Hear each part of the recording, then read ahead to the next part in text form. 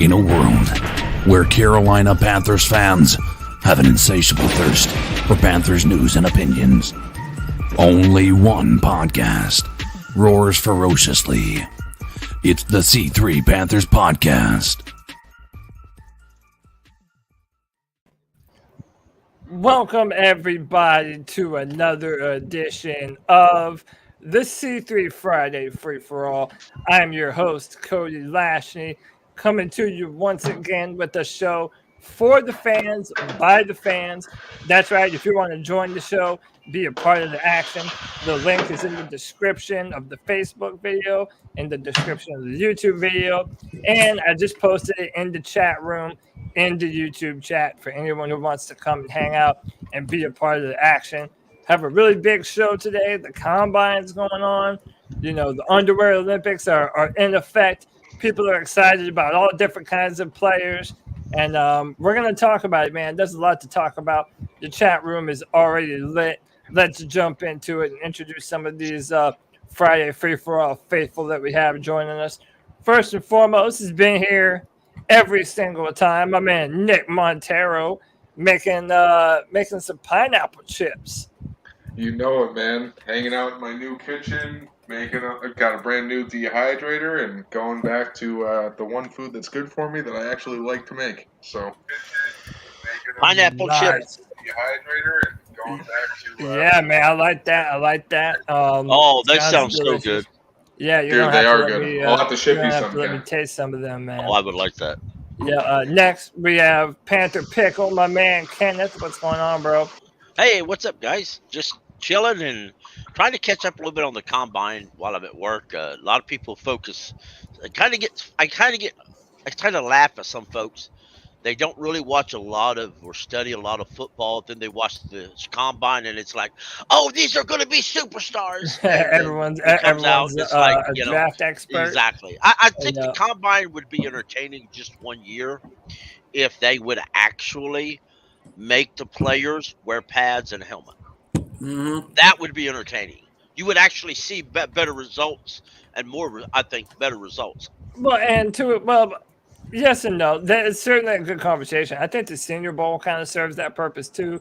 You also don't want to get players hurt doing stuff, but it certainly makes for a good discussion. Next we got Drew, my man AJ, Lindsay in the chat. What's going on, my man Drew? What's up, brother? What's going on, fellas? How you guys doing tonight? Dude, happy to have you, man. Another fan. Yeah, Scott go ahead, man. is back at work. Yes, he is, isn't he? Yeah, we got a big time restructure to talk about. The Panthers have freed up $11 million restructuring Taylor Moton. That certainly is a good thing for the Carolina Panthers, looking to sign people and free agents in our draft class. It just gives us more flexibility. We're gonna get into it. Kevin Boshoven, he's a fan of an inferior college team than me, but that's okay, man. We still love him. He can still come and talk about the Panthers. What's up, bro? Was that my introduction? Yeah. That's your introduction. And sometimes that's just the way it be, bro. It be like that sometimes, you know? Yeah, I know. It do be like that sometimes. I'm just chilling. Just here to talk shit. Yeah, man. Happy to have you back.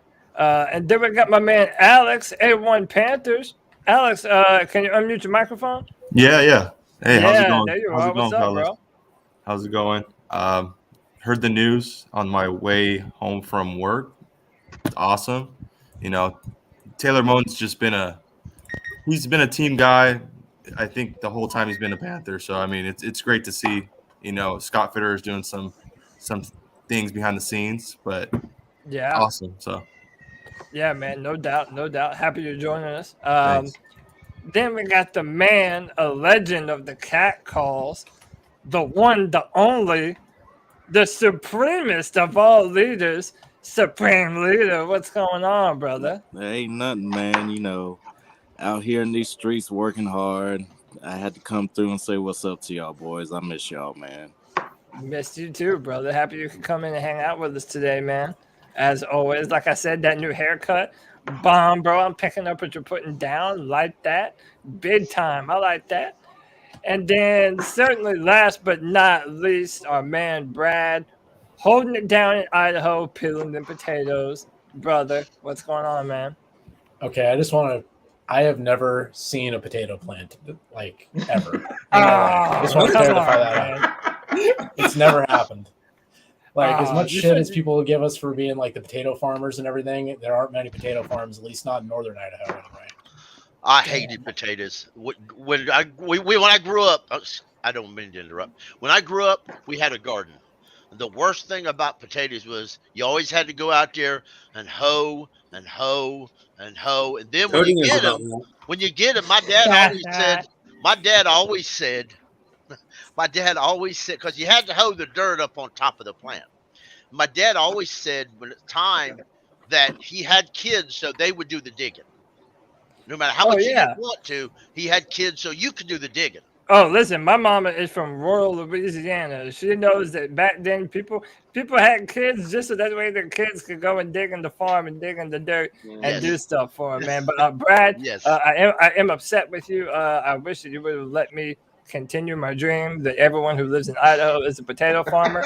But you wouldn't do that for me, so now I'm mad at you, dude. All right, it's still cool. We're gonna talk about the Panthers, even though you crush my dreams on a regular basis, Brad. So thanks for that, bud. Well, I mean, it's just like the Tigers. Anytime. Yeah, thanks, man. But anyway, man, listen, let's just jump into it. If you like the content, hit that like button, hit the subscribe, hit the notification bell for every single time the Panthers go live. Boys, ain't nothing to it but to do it. Let's jump into this. We have received word today that the Panthers have restructured Taylor Moton, freeing up $11 million of cap space for the Carolina Panthers. So I'm asking all of you, whoever wants to jump in on this first, what does this mean for us? Do the Panthers have something in mind that they intend to do with this money? Or is this just trying to give them some more wiggle room? Do they have someone in mind? Tell me what you think about this restructuring. Offensive lineman. Well, so I'm going to go back with my original theory and what a couple of folks that on Twitter have said. The Panthers do not want to have to address offensive line and in the draft. They want to deal with doing it in free agency, right? So what you're going to probably see over the next couple of days, you're probably going to see Robbie Anderson get restructured. You're going to probably see Christian McCaffrey get restructured. You're going to see a lot of restructures on those contracts that have those. You're probably going to see Powell Elfline get restructured. I mean, Sam Darnold can't be restructured, but don't restructure him. I wish to God, right? If you restructure him, he'll get out on another year. Okay. Yeah. Well, I don't even know that you can restructure rookie contracts. But that being said, I think that what we're going to see, they want to address the offensive line. I think they're going to try and do it in free agency. Plus, the fact of the matter is, we've already, like we said in the pre-show, said they're not re-signing Hassan Reddick. So that means you've got now you have to add pass rush to your list of holes that you need to fill, right? So they've got a sizable number of holes on this roster, and if they just doing the kind of bare bones restructures like what we saw with Moton, where you don't have to talk to the player, you don't have to get his blessing, you can kind of just take care of it without too much guff. They can get up to about $45 million in restructures or in cap space. I would think that when free agency opens, we're probably going to be sitting around $50 million, because I think one of these, they're going to probably try and restructure one player in an unavoidable year. Like I would assume they're going to try and do that with McCaffrey. Yeah. Why would you restructure McCaffrey? Make it harder to get out of that contract. Because I think that they still, from the comments that they've made, I think they still look at him as a piece that's going to be around for a few years. I don't nuts. Restructure McCaffrey and Rule gets fired. You just made it that much harder for the next coach to move him. And that is something to remember too. Like a lot of people think that the next pen to fall is going to be Shaq Thompson, and they might restructure some of his money. You do have to realize but a lot of that comes due. So if we end up restructuring people, you're just pushing money a little bit down the road into the back end. Hey, by the way, real quick, shout out to Isaac Irvin for the 199, and who got a brand new puppy. Congratulations, Isaac. Congratulations. Well, Um, and that's I not would rather necessarily. restructure Shaq Thompson than restructure Christian McCaffrey, because at least Shaq is at least he's proven some stuff on the field recently. Only thing Yeah, McCaffrey's proven is he can't stay healthy. Well, if I may add to that linebacker discussion too, like our depth is already so low. Under normal circumstances, if our depth wasn't so bad, I wouldn't mind potentially moving on from Shaq Thompson or trying to upgrade. But knowing how bad things are, it's like, man, losing Shaq Thompson is losing the only cohesion that you have had over the past few years in your linebacking core. Yeah, So, best linebacker, probably. And to be quite fair, like to kind of piggyback off what Drew was saying, though, you know, Thompson was fine for the first half of the season or so. He did not play well down the stretch. I mean, not really anybody did on that defense, but I think it's worth noting that defense, you know, we ended the season at number 2 in yards allowed, but in almost every other defensive category, we fell back to the middle of the pack. And if you actually look at our statistics down the final 6 games of the 2021 season, we were actually the 31st out of 32 ranked teams. So it's worth noting that the defense did not finish strong last year. I didn't finish strong, but the one thing is, at least Shaq was on the field and available. McCaffrey has been available consistently for the last 2 years. I found it odd that Tepper said in his presser the other day that CMC will play some slot receiver. Then yet Rule turns around and says that he's a tailback and he may catch the ball out of the backfield, but he's not playing. I'm telling you, I really do believe that there is a bit of a rift between how Matt Rule and Scott Fitterer do this football team. And one thing I think that we need to remember as we go on this draft is if Scott Fitterer is controlling it, Scott Fitterer is going to do what's best for the Panthers, not necessarily what's best for Matt Rule or Matt Rule's future. So if he decides he wants to fill the position with the first pick at quarterback, he's going to do that regardless of whether Rule likes it or not, or whatever pick he wants. Now, going on the defense, I believe toward the end of the year, teams were purposely targeting Carter. They were going out of their way to do that, and I noticed Shaq was doing what I've seen other linebackers years ago do. That they try to make up for it, but they try to get more. They try to make up for it and be in the wrong place. And a lot of good quarterbacks could take advantage of that issue. Dan Morgan used to do that. He used to try to go from one side of the field to the other if he knew they were targeting a particular rookie once who really. Right. I mean, those veteran minds know how to do that. And again, going back to Shaq, that's why I'm not necessarily, you know, if you're hoping that this defense could be anywhere near as good as it was when we started the season last year, I think Shaq Thompson has to be a part of that equation. But going back to this restructure, like, do any of you think?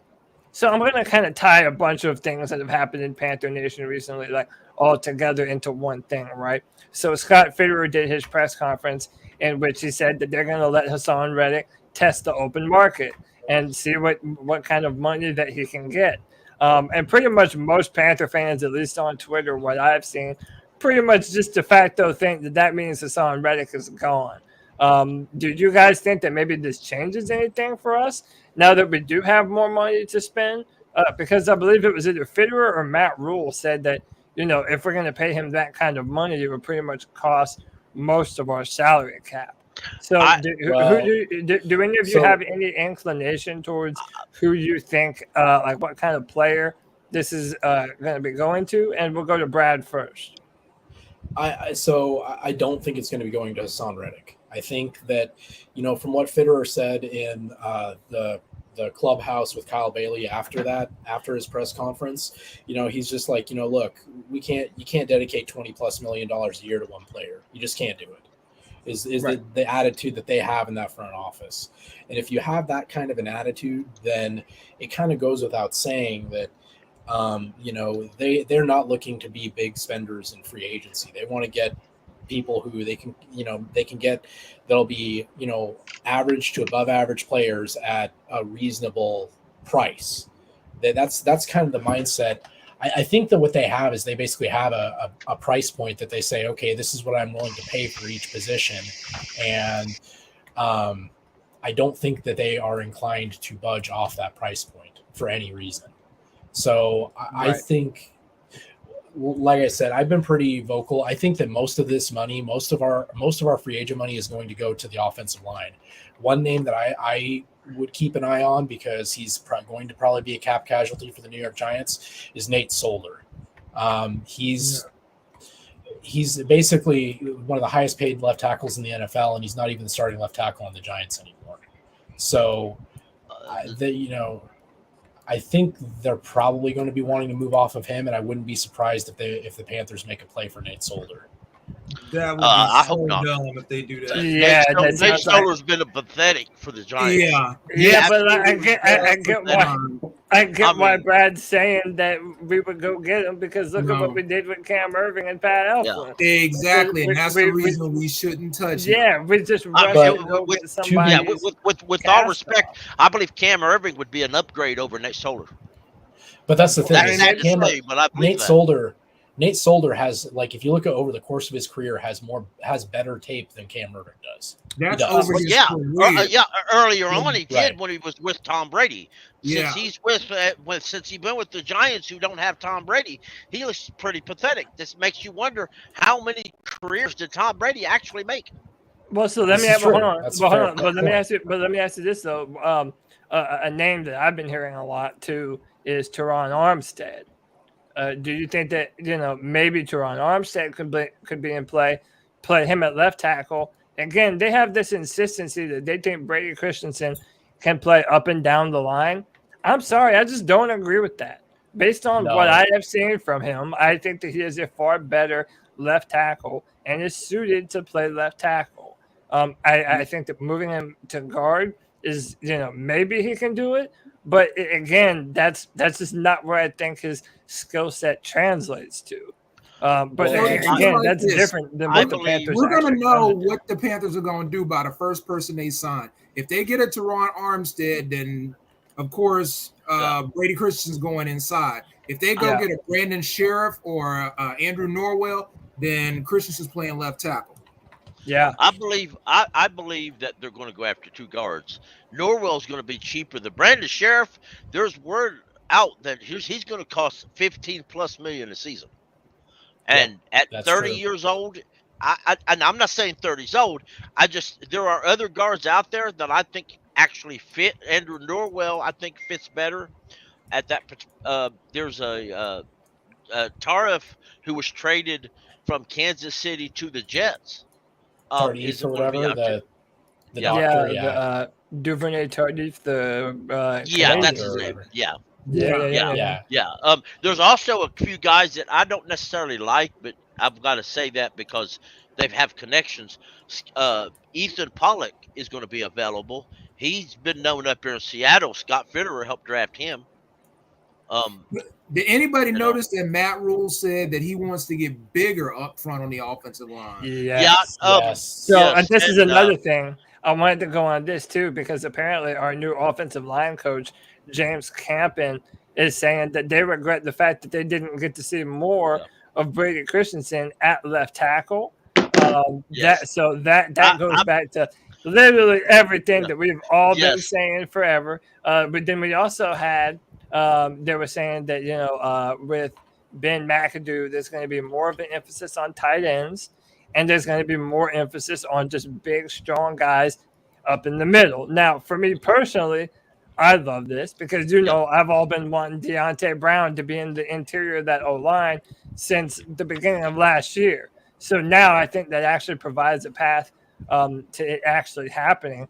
But isn't it crazy, though, how, we've been on this forever, and then only now do you start to hear people in the Panthers organization coming around to this? Like, oh, yeah, we could have had an entire year to evaluate Brady Christensen at left tackle and just failed to give him the opportunity in favor of Cam Irving, who well, not everyone just knows. Some people in the organization, Matt Rule saying, maybe Christian can play left tackle. Idiot. I agree, but they're also now. It's the thought process. The thought process has to be thought about. Now you have to wonder, maybe even by yourself at night, you wonder, was it the positional coach who currently works for the Steelers, or was it Joe Brady, who's currently an offensive coordinator, or a quarterbacks coach for the Bills? Good luck with that, Josh Allen. And or was it Matt Rule? So we'll know this year. Hey, by the way, don't think I didn't miss that. Good luck, Josh Allen. Don't think I didn't miss that, because I think it's going to be the other way around. And then now people are going to start to see what this man can do now that he has an actual. I hope you're right. With actual weapons, and people might be singing a different tune on Joe Brady. But hey, real quick, let me add my man from 9 Lives Panthers podcast, my man Keeb. Keeb, what's going on, brother? What's going on, fellas? How's everybody chilling, man? Chilling. Happy you could join us, man. I was on 704 Bound Charlotte show today with Kib and Twan, and we were looking at some offensive linemen. That was a fun time, so make sure y'all go and check that out too. Say what? I'm watching it right now. Yeah, man. I appreciate it. Hey, so real quick, hang on, I want to get some other people in on this. Well, let's go to Mike. I haven't heard from Mike yet. Do you think this $11 million that the Panthers have freed up is going towards anyone specific, or where would you like that money to go? I mean, I would like it to, help solidify the line. I know it's definitely not going to Riddick. He's gone. I mean, truth be said, he's gone. I could see them trying to allocate it towards one of the cornerbacks, but I mean, at this point, man, it's just so sad to watch that, watching this shit show unfold and where we're at right now as a team. It's Do you let me go to Alex here. We haven't heard from Alex and his opinion yet. What are you thinking about this restructure? Is there anything that you a certain direction that you think this money should go in, or to a certain player, or what are you thinking, man? Yeah, I mean, I agree with all you guys. Reddick's probably he's probably gone. Just based off of Scott Fitterer's interview and everything, I think he's gone. As far as the money is concerned, I hope it goes to O-line. That's what we've been, as Panther fans, have been dying for, is like to have a decent O-line to help whoever our quarterback's going to be, be successful. Because I mean, it's all in the trenches. Like that's where it gets done, man. And you saw it in the Super Bowl this year. It was a little bit of outlier. I'm shocked the Bengals got there with their O-line, but it showed on Super Bowl Sunday. Like Aaron Donald got whatever he wanted. So I mean, we definitely gotta shore up that offensive line with that money. It'd be nice to, delegate that money to like one of those corners, maybe a Dante Jackson or I don't know. But yeah, hopefully O-line. That's what I'm hoping for. Yeah. So then, speaking of Stefan Gilmore, reports have come out that the Panthers are in talks with Stefan Gilmore. Again, you can take that to mean whatever you want. But again, I do think that there is a real feel from Stefan Gilmore and his wife that they want to stay here in Charlotte, finish out his career here. Again, I would love this just because of the young bucks that we have in our defensive backfield that I think would love learning and continuing to learn from a veteran like Stefan Gilmore. Do you guys foresee a future for the Carolina Panthers and Stefan Gilmore being a part of that future? Yes. I honestly thought that they should have franchise tagged him and then re-signed Reddick. Let's face it. Gilmore, as much as I love him as a player, and I've seen him a lot up here in New England, he's 31 years old. Who knows how many years he has left to be an all-star corner. So give him franchise tag him and tell him, look, we only saw you for a little bit last year. You were dealing with some injuries towards the end of the season and at the start of the season. You play how we know you can play, we'll sign you to another 2-year deal. And we'll add some extra money or whatever to make up for this year or something along those lines. But I wouldn't give him anything longer than a 2 or a 3-year deal. Well, and then I think that's kind of the problem is, he's looking for, I think from what I've read, he's looking for like 3 years, $15 million a year, which is a pretty penny for an aging cornerback. You know what I mean? I don't foresee a world where we re-sign any of Dante Jackson, Stefan Gilmore, or Hassan Reddick. I think that as far as from what Scott Fitterer said on Wednesday, it seems like they made the moves that they made so that they weren't beholden to having to re-sign any of those players, right? Picking up CJ Henderson, even though that really hasn't panned out well. I think that they specifically have a number, like I said, in mind that they're saying, okay, this is what we're willing to spend on this player, and if they're not willing to come to it, then have fun on free agency. I don't think a 5th-round pick, right? If they don't resign Gilmore, if they don't resign him, they would get a 5th-round pick in 2023. Yes. Yeah, and compensatory picks are really weird too. Like I believe I heard that if Dante Jackson signs with another team, we would get a 3rd-round pick for him. I believe we would. That would. I believe we would also get something for Gilmore as well. I think. I don't know what, but so yeah, it would be depending on who we sign in free agency, right? Yeah. If we replace Gilmore is a 5th-round pick next year if we don't resign him. Yeah. If we don't resign him, we'll replace his productivity. Yeah. Yeah. Now, would Dante Jackson also be next year, or would that be this year? It'd be next year. It would be next year. Okay. But a lot of that cancels out depending on who you sign in free agency. Right. Yeah. I mean, it's going to be interesting to see what we do. It's really a tricky situation that compulsory picks, and people try to guess it each year, and each year they're wrong because it's really hard to comprehend. Okay, so I think this would be a good conversation topic. We're talking about potentially losing Hassan Reddick. One of the first moves that the Panthers made was signing Frankie Luvu, and there has been this idea that basically Frankie Luvu is your discount version of Hassan Reddick, that you could put him in a similar situation this year and in some ways hope to get a similar kind of, pressure and sack production out of Frankie Luvu. Does anyone agree with that notion? Does anyone think that that's a good comparison? Because I'm in the realm that it's not necessarily the best idea. I don't think it's the best idea either. You can't replace double-digit sacks. I mean, saying you can replace that with any old player is just not accurate. I believe we're going to have still a good pass rush. I really do. I believe I'm not going to go out there on this train that says that our pass rush is going to be really bad because Reddick left. I mean, did Burns have I really do believe we'll have good pass rush. No. I mean, we do have Nixon, who looked really good till he got hurt, even as a rookie. And I believe he's going to come in to add a lot more to the inside pass rush. I still believe that Gross Matos has got something to prove, and he's going to come. You also got to remember we have this, although I don't really see any value in him yet, Morgan Fox, who had promised, just got lost in the shuffle, I guess. Well, the problem with Fox is they started moving him to the interior of the line, kind of like what they did with F.A. Abada.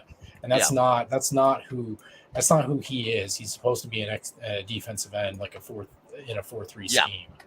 And that's why I say with Davion Nixon actually becoming healthy, I believe that we will have a good pass rush. Now, I don't believe any one person may get double-digit sack unless it's Burns or out of the blue, that I don't think we're going to see any one person have double-digit sacks, but I think it's going to be spread out a little bit, which is actually good for the team itself. The only way that Burns is going to get double-digit sacks is if he actually finishes. He's had a problem finishing up the plays that he needs to finish. And quite honestly, with Frankie Luvu, if you put Frankie Luvu in Hassan Reddick's spot and give him the same snap counts that you would give Hassan Reddick, I see that the 12.5 sacks knocking down to about 7 or 8 You know, I think he's going to be productive, but I don't think he's going to be super productive. The problem is Frankie Luvu is just another Hassan Reddick, except, you know, not quite as good. I hate to say that because I like Luvu as a player. He's probably one of my favorite Panthers that's on the roster. But if I may throw this out, please. You also got to remember I think we have better positional coaches this year. I really believe that on the offensive line and the defensive line and the secondary. I think we've got a lot better positional coaches than we had before. Talking about the secondary with Wilkes back there, I thoroughly believe you're going to see a complete 360 on this young secondary back there. If we can keep Gilmore, even if it's just a 1 year deal, so to speak, because if you read in between the tea leaves, his wife isn't traveling with him anymore, and that may mean a lot to Gilmore to take what they're going to offer because she won't travel with him anymore. Potentially. I mean, you know, again, a lot of that stuff, you know, to me, it's kind of here nor there because it's like, who can really confirm or deny that kind of stuff? Like, my thing is this, man. You know, looking at this defense, if we really are expecting to lose that many people, Dante Jackson and Hassan Reddick, you know, and Stefan Gilmore, like, that is, you know, that's quite a bit, man. That's, you know, I mean, how could we reasonably expect our defense to not take a step backward? And, so, you know, sticking on Frankie Luvu, people are saying that, you know, we could put him in Hassan Reddick's role and hope to get a similar kind of production there. But I've always held the opinion, I would love to see Frankie Luvu get some more reps at Mike linebacker. Just put him in the middle and let him fly around and make plays on the football. Now, I understand that would require a lot more of him. He would be the ones hearing the defensive plays in his helmet, or at least that's normally how it goes. But, you know, I think that if you could put a big, fast player like that in the middle of our linebacking core, that it would benefit us. So I don't know. I mean, I certainly think that Luvu gives us a lot of versatility. And I think the moment they knew they weren't going to have enough money to resign Hassan Reddick, they said, okay, well, then there's no way we can let Frankie Luvu go out the door because we have to be able to have that depth and rotational piece, you know, at essentially two different positions. Honestly, guys, I don't think Frankie Luvu is going to be playing Hassan Reddick's role because I think we're going to go strictly back to a 4-3 defense. I think they're going to put either Yetur or Morgan out there at end, and they're going to play Frankie Luvu at linebacker where he should have been. Instead of trying to play him up on the edge, saying, oh, he's going to be an edge rusher. No, they want to get bigger on the defensive line. So that's why they're going to put Yetur out there opposite Brian Burns. If they ever do a scheme where they do play a little bit of the 3-4 with the linebacker, I want to tell you right out, they need to put Burns at that role at linebacker. It's that one position right there, because he would be a better Riddick than Riddick was. I believe that. I mean, maybe it'll all blow up on my face and I'll be proven wrong. It's happened before, but I still believe that. Everybody catch how what Fitterer said about that as far as that the linebacking core that Chin was not going to play linebacker, that he was going to be back at safety. Yeah, especially with what they said about having as many defensive options as they have, right? They're like, well, we've got enough outside linebackers, we don't need more. So yeah, I don't know. I don't think he's a positive, like a really good safety. I think he is a better linebacker. I do hope that they get a good safety back there, because beside Burns, because a better safety would help a great deal. I mean, I'm not one of these people that just thinks that we can, you know, easily get the same kind of production by putting Jeremy Chin back at linebacker. I think that we just need to continue to put more help for him in that backfield, and he's going to be able to continue to grow. And you know, he's going to be that kind of safety that we're looking for. At least that's what I've been hoping. I think we draft the linebacker. But this also goes back to what I said earlier. You got to think of what who Steve Wilkes did with other secondary groups we've had in the past. Now we have better talent, so there's no reason why they can't be better. I'm curious to see what Steve Wilkes can do with a guy with the talent of Jeremy Chin. Well, and the other thing too that I think is kind of I guess he had a 72 on PFF this season. Jeremy Chin did at the free safety rule, so that's a pretty reasonable score. I mean, honestly, if you want to go look at it purely from an analytics perspective, so I mean, maybe that is the right place for him to be. That being said, like, I think if you pair him with Kyle Hamilton, that for our secondary is going to be bananas, and there's a real possibility, like, we haven't even talked about the draft yet, but there's a real possibility, people are talking that 2 defensive ends and the 3 left tackles will all get selected in the first 5 picks, which means like Kyle Hamilton would be right there for us at 6. My bad, I was muted. There's even rumors that a guy like Kevon Thibodeau could fall. And, some people are kind of starting to sour on him. I still think he's an incredible defensive end prospect. I think him on the other side of Brian Burns in a year where you might be losing Hassan Reddick, that's also something that I'd be open to also.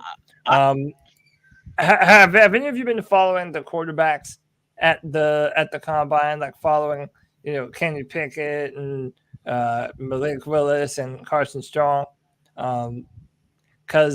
So look, I'm going to go ahead and give you this first. I want you to listen to Steve Smith, because it appears to me like Steve Smith already has his favorite. This is Steve coming from the combine. You'll hear him pop in at the end of the clip. We need to pair up. That's fun. Yeah, they're having fun. Why not? We need to pair up Malik Willis with one of those high 4.2 wideouts, and let's just see how far he can really get that thing out there. Hopefully that'll mess up next time. Hey, we got some in Carolina. He said we got some of those 4.2 receivers in Carolina, and then hold on to add even further to that. Yep. Okay. The Steelers at 20 might not have a shot at them. I hear what you're saying. You talk about the Steelers, Carolina. Liberty's not that far from Carolina.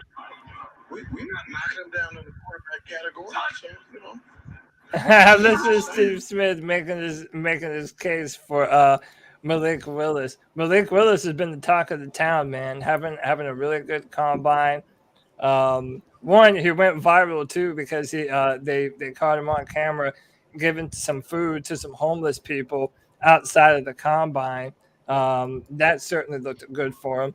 And then my man scored a 32 on his Wonderlic test, y'all. This young man is incredibly intelligent. I'm just going to go ahead and say this. Again, I haven't put out my official rankings yet. I'm still working on those. I intend to do that very soon. I got to keep it real with y'all, man. I'm seeing a lot of the same mistakes that people made on Justin Herbert. I'm seeing the same mistakes around Malik Willis. I see a quarterback that was in an offense that was not very friendly to him or his skill set. I didn't see a lot of NFL wide receivers in that system. Part of that offense is predicated on getting the ball out to the sideline with screen passes so that they can kind of manufacture those deep shots down the field. Malik Willis had to play superhero ball in an offense where there just, quite frankly, wasn't a lot of talent around him. So with that said, if the Panthers are able to fix up their offensive line a little bit, if Brady Christensen and Deontay Brown end up being good players, if we add another player via free agency, are you all more now open to the idea of taking a quarterback with pick 6? Yes. Yeah. If it's Malik Willis, yes. If it's Kenny Pickett, no. I think I think that there's a high probability they're probably going to take a quarterback there. I would rather it be Malik Willis, but I think it's probably going to be Kenny Pickett, honestly.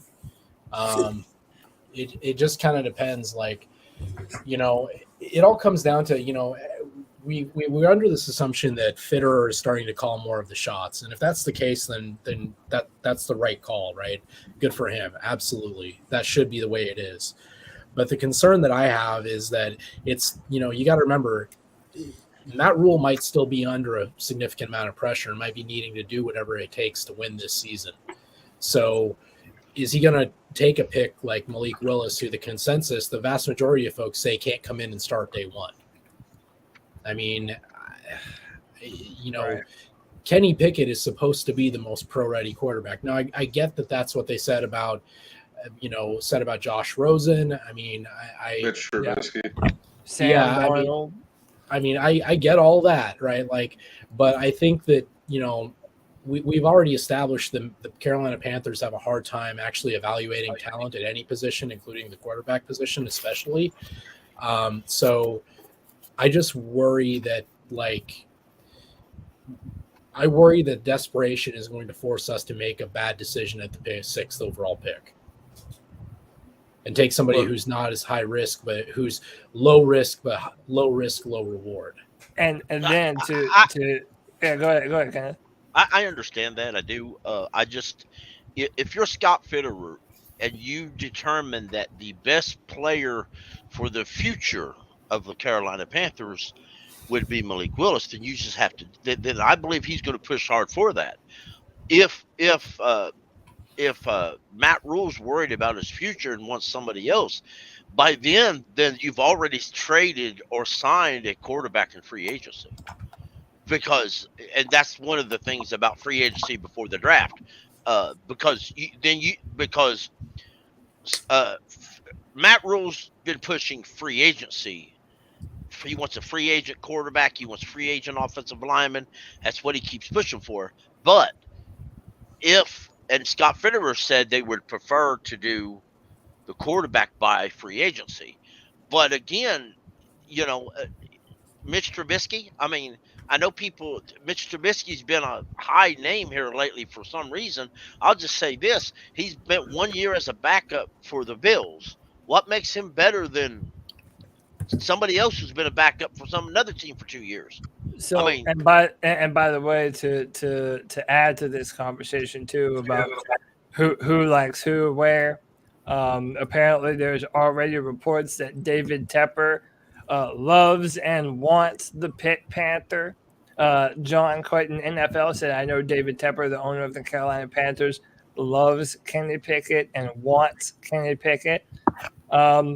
And this is an interesting conversation that we're having here too, man, because, we're also, still learning about David Tepper. And is he the kind of player or is David Tepper the kind of owner that's going to end up being like Jerry Jones, who's going to, dip his finger into absolutely everything and try and, make people in the front office. If he was, they would take Willis. Yeah. So, hey, real quick, before we go forward, big time shout out to my man, Grim Reaper, for the $10.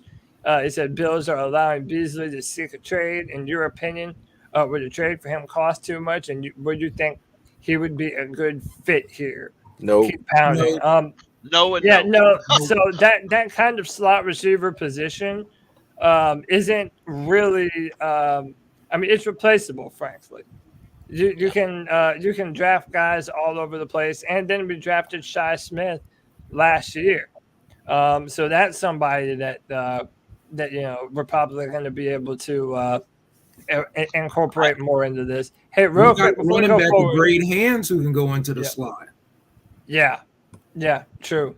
Hey, real quick, before we go forward, I wanted to add Fred to the stream. Fred, what's going on, brother? Hey, what's going on? I was just listening, and the biggest problem that they're going to have now, as Nick probably told you, I'm not a Carolina fan. Sorry, guys. I forgot to really introduce him to everybody. This is my neighbor, Fred. So he is big on sports. Him and I hang out and we just shoot the shit about football for hours. It's great. But their biggest problem is, like, I heard someone say that they don't think anybody's going to be franchise tagged. You're going to have to franchise tag Gilmore to keep him. He's getting old. He's looking for his last 4 or 5 year contract. This is all he's got left. So it's going to cost a lot of money to keep him. That's why Belichick traded him. That was going to be the biggest issue. He wasn't going to be able to re-sign him. The cornerback for trading this year, the price to franchise tag a corner is $17 million.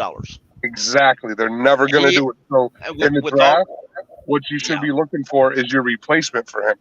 This is a really cornerback draft. No, nobody's got a Gilmore. Nobody. No, but I don't think there's a Gilmore in the draft, though. Oh, yeah, there is. There's a couple. There's two or three really high cornerbacks, but they're not going to be able to get that. But you can go into the third round and get a quality cornerback that may not be a Gilmore this year, but in 2 years he will be, and you don't need one this year. Your lockdown corner is going to be Horn no matter what.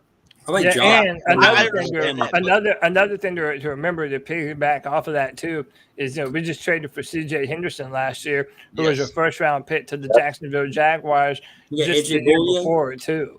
And there are a lot of this is a sneaky cornerback class this year in the draft, and that there's a lot of guys that once you start to dig, you really do see a lot of that kind of high end talent. So I do agree you're going to be able to get the maybe the type of talent, but I think just having young guys like J.C. Horn and C.J. Henderson, not only do you benefit from having a player like Stefan Gilmore, but you also have that veteran presence who's able to be around J.C. Horn and kind of teach them all the tricks of the trade. Even Keith Taylor last year, who we drafted late, showed a lot of flashes. Oh, yeah. And he came on strong, too. Hey, real quick, let me introduce KB to the show. KB, what's up, brother? Hey, what's up, guys? Oh, I'm so glad to get on, man. I love the content here, brother. Appreciate you, bro. Appreciate you. Yeah, man, you want to jump in here? Yeah, go ahead. Yeah, I was going to say, two things real quick because I'm waiting on my pizza to finish cooking over here, and I got to pick that up. But, hey, I wanted to jump in. I'm glad I jumped in right here because, man, I tell you what, Keith Taylor, guys, he's a diamond. He is a diamond, and I think this is going to be a year for him to really step up. I'm not big on re-signing Gilmore, man. That's a lot of cap space that it's going to take to get him back on the team. And as much as I love Gilmore, I would love to see him come in some kind of capacity, bro. Anything more than 10, 11 million, it's just too much. I mean, you'd have to take a friendly neighborhood discount in order for it to really be worth it for a guy his age and with his recent injury history. I mean, I'm sorry to interrupt. Oh no, it's okay. But I would say we really are deep at cornerback. And then, like the other gentleman said just now, man, there are some corners you can get late in the draft this year. And you can go down that avenue, and there's always free agency to add another guy. But with a Boye, with Horn and Henderson and Keith Taylor, man, there's really no reason to spend 10, 11, 12, $13 million on Gilmore. I mean, that money can go towards an O lineman. It can go towards a power running back. It can go towards a lot of other places. Wide receiver, if we end up trading somebody like that, or a tight end. I mean, so I think that those assets are better allocated somewhere else. Well, one thing that I do want to bring up about Henderson is they don't need Henderson. They really just need a better quarterback. Yeah, for sure. Go ahead, Nick. And a tight end. You need a legit receiving tight end. You don't have one at all.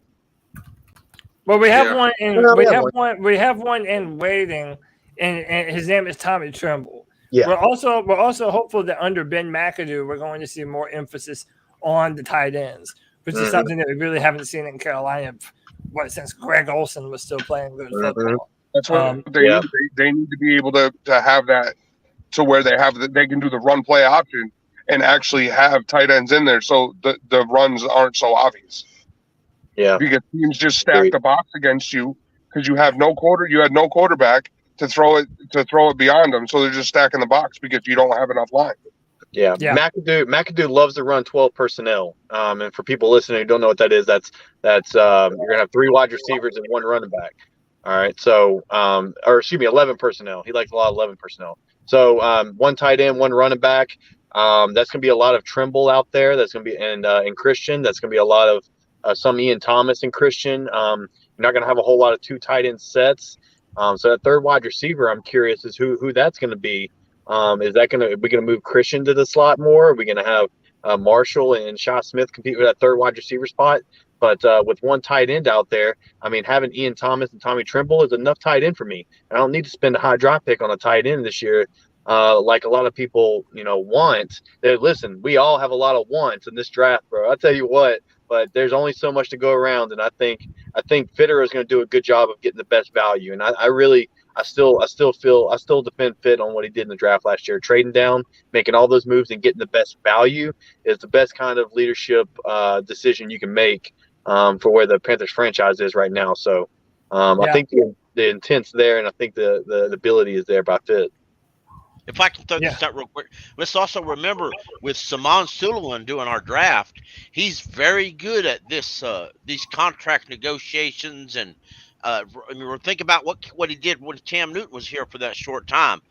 He got this price, but if you meet these stipulations, then you add in a lot more money to that. So incentives, he could give Gilmore, for example, an $8 million deal, but yet if you stay healthy for X amount of games, you'll get this. If you're the starter for X amount of games, you'll get this added on to that $8 million. Well, the comment on that though, I believe that's still included in the total number though. Like that's still going to count against you. You can't give somebody, if you give somebody a $6 million contract and give them $6 million worth of incentives, that's a $12 million contract that still counts against the cap. Am I right? Yeah. Yes. The only way to do it is to make it a signing bonus. It depends. It depends on how it's structured. Cam Newton only counted for $6 million against the cap this past year. Well, right. Because he had $6 million guaranteed. Yeah, that's the guaranteed money where that comes in. It's so important. So I agree. The guaranteed money is what's really important. Grayson, it depends on how it's structured, I believe. Mm-hmm. So what it is, the best way to spread it out, isn't it? Doing it as more of a signing bonus, giving it to him for signing, and then stretching it out for voidable years at the back end. That's what they just did with Moton. That's what I've been telling Nick they need to do with Moton since the season ended, because he was your biggest hit. 19 million was insane. Yeah, like he's good. I'm not taking anything away from his ability and how good he is, but that's a lot. Oh no, you're right, and especially at a time right now where we're desperate for a lot of different positions. Like Panthers think that it's just the O-line, it's just a quarterback, but we need more help at safety. We need more help at linebacker. We have more pieces that we need to continue to add depth to. Hey, real quick, let me add Twan to the conversation. Twan, what's going on, bro? You there? You're on mute, big dog. What's up, Twan? He's on mute. He'll come in when he gets his stuff figured out. But let me go to that real quick. Like just going to the amount of holes that we have on our football team. Are you all still? We talked a little bit about drafting a quarterback. But are there still those among you that think that we just need to stay put at 6 and just draft the best offensive lineman available? Because the offensive linemen are going right now. No. You don't need it that high. You can trade down and get the best offensive lineman in the draft. Nobody at the top is taking a lineman until maybe Philly. Look, I agree. Look at the big board, brother. I mean, there's so many good offensive linemen at tackle, guard, and center in this draft. You can easily trade down and stay in the top 20 and get a really good franchise O lineman. There is no reason to stick at 6 unless you are so dead set on a quarterback. And I pray to God we do not draft anything other than an O lineman in the first round. We need to trade down. The only way I would consider drafting a quarterback in the first round this year is if we trade down. Maybe you move down to Denver at number 9 or number 10, and grab a couple mid-round picks, and then move down again and grab a couple more. But then at that point, you have enough draft capital in the second and third rounds. You can afford to take O-lineman then and get your quarterback in the first. But there's no quarterback in this draft that I'm even considering in the first round. Not a single damn one. No, this kid Malik he was the truth.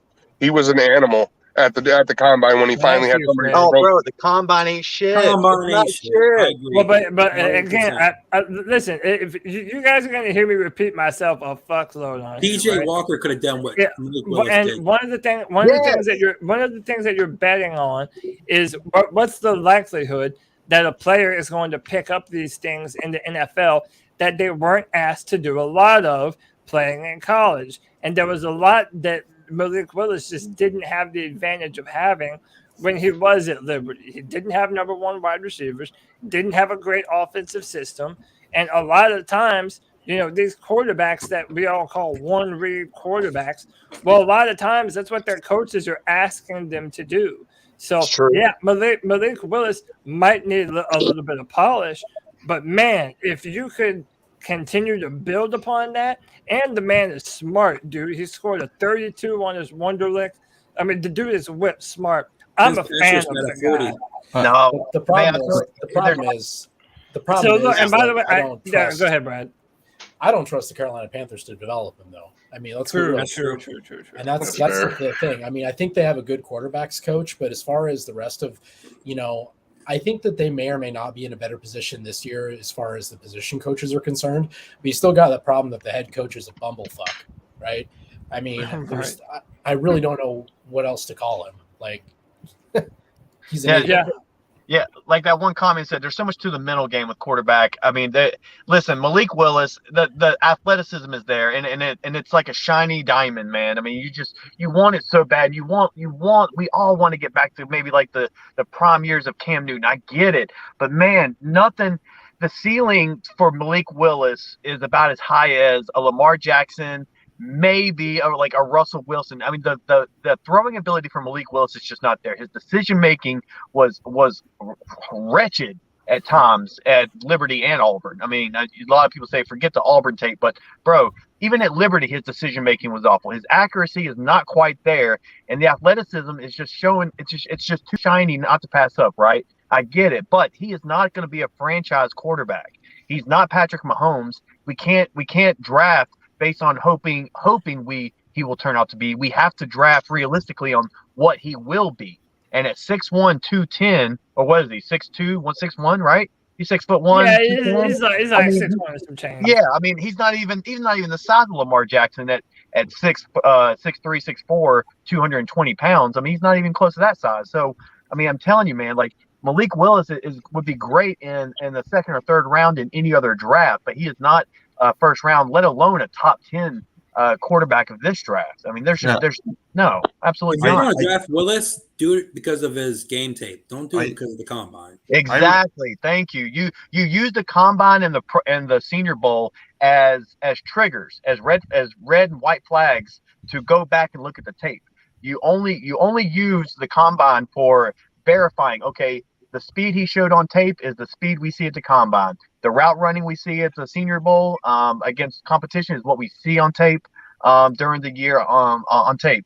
You use those, and then at the combine and the Senior Bowl, you'll see a guy that's like, man, damn, he was real fast, or man, he is real strong. Look at his agility, his 3-cone drill. Oh man, look how he went up against that one-on-one rep on the Senior Bowl. Let's go back and look at his tape. Those are always triggers. You never go and draft a guy just basically solely off their combine or Senior Bowl performance. That's how teams get in draft trouble. Jamarcus Russell on one knee throwing 70 yards. But see, this is what I'm trying to tell you though. A lot of what you just said, and I understand they're going to say, the height and the arm talent, and I get that too.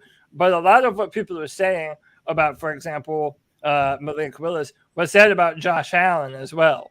He was and I want to emphasize this. Josh Allen was a very inaccurate quarterback when he was playing at Wyoming, right? Even Justin Herbert, when he was playing at Oregon, everyone, I mean, if you listen to all the big draft heads, all the people that know a lot about the draft, they were all saying, hey, man, this guy has bust written all over him. He's very inconsistent. He's not going to be able to consistently push the football downfield, and they don't ask him to read the full field.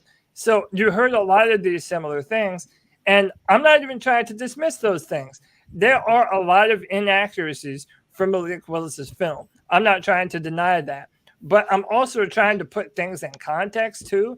Again, like I said, when you're not in a system that asks you to do a bunch of things, well, you're not going to have a film of you going through progressions. They also didn't have a lot of receivers that got that were able to win their one-on-one matchups too. So I think when it comes down to this, as an organization, you're having to ask yourselves, are we willing to bet that a player like Malik Willis could acquire all the attributes that his college film is currently lacking? And based on everything I've heard of the man, I'm willing to bet on this man. Yeah, well, I gotta go. Let me ask one thing, guys. Yes, since KB has to go, we'll let him go. I have to go. Let me just ask this one thing, guys. I'm sorry. All right, so let me ask you this then.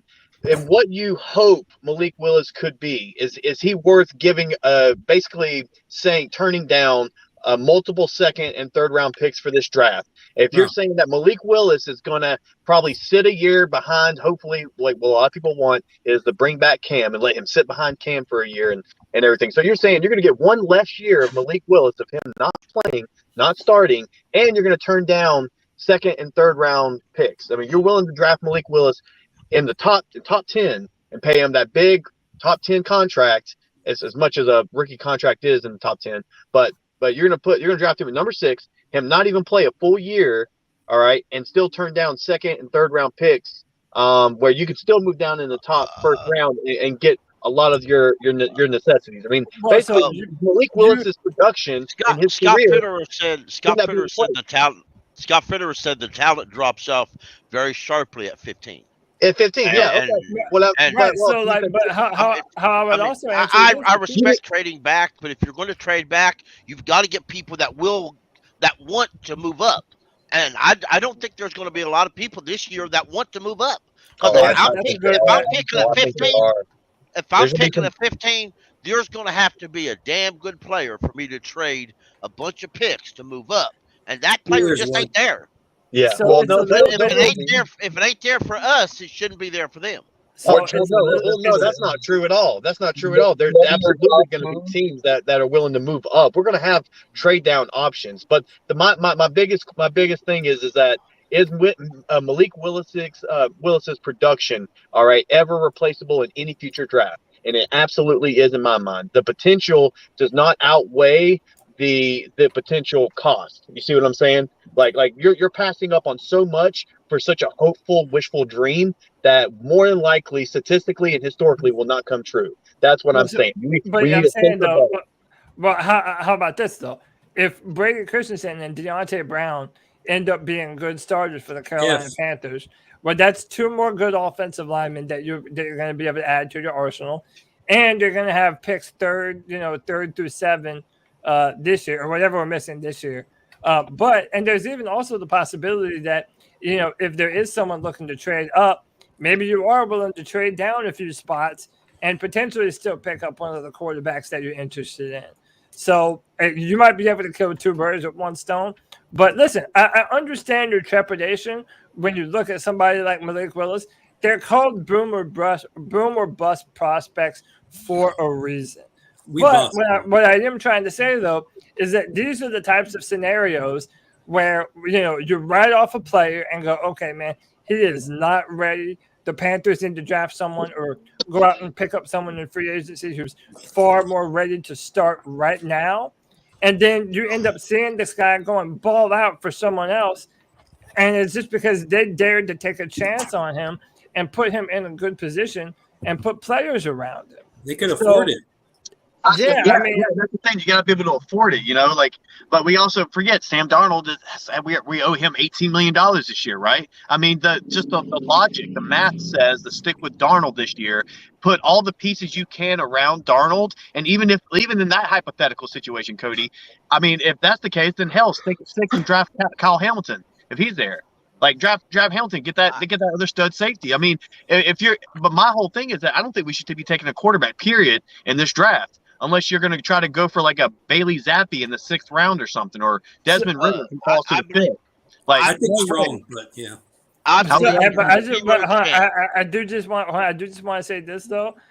Regardless of what anyone thinks, my mindset is that there is no way that David Tepper or Matt Rule or even Fitterer for that matter will let Sam Darnold be the starting quarterback going into 2022. I agree 100%. We might no think way that happens. Right. We might think that Matt Rule should be saddled to him because that's the one that he decided to bring to Carolina. But I guarantee you that if they're going to do everything in their power to get a better, more competent starting quarterback than Sam Darnold, no matter what they might tell you about how much they believe in him, I just think David Tepper, especially when you listen to reports that he's already in love with Kenny Pickett. I don't foresee any scenario where they're going to be okay with letting Sam Darnold be I the believe starter. target offensive line in free agency, and they're going to draft a quarterback, whether we like it or not. I think there is zero chance that a defensive player is the first pick in the draft for us. No, and the only reason why I disagree with you, brother, is because none of the QBs in this draft, none of them would make it in the second. None of them would make it in the first in any other given average year. This is a terrible quarterback year draft. And just because these guys are the best that this year has to offer does not make them worthy of a first round, let alone a top 10 pick. That's my point. I think Fitterer can understand that. Fitterer is going to see that. I understand that. I do. But I believe they're going to go after quarterback somewhere. If they can't get one free agency, and I don't know that they can, I think they may get to a point that the draft is their only option. Now, if it was me personally, there are options for me that I would do because I like that guy better. I like Gardner Minshew by far than I like Sam Darnold. I made a joke on Twitter today when Cowboys said they were going to trade that wide receiver. They said because he makes $20 million. That's what Sam makes 18. Let's swap out. We'll just swap you, Sam, for that receiver. I'd rather pay a receiver $20 million than Sam Darnold $18 million. Yeah. Look, here's the thing, man. If I'm David Tepper, I'm looking right at Matt Rule and I'm saying, you know what? You made the choice to go with Sam Darnold. You made the choice to draft Brady Christensen late in the third or fourth round. You made the choice to draft Deontay Brown and then get on his ass about his weight.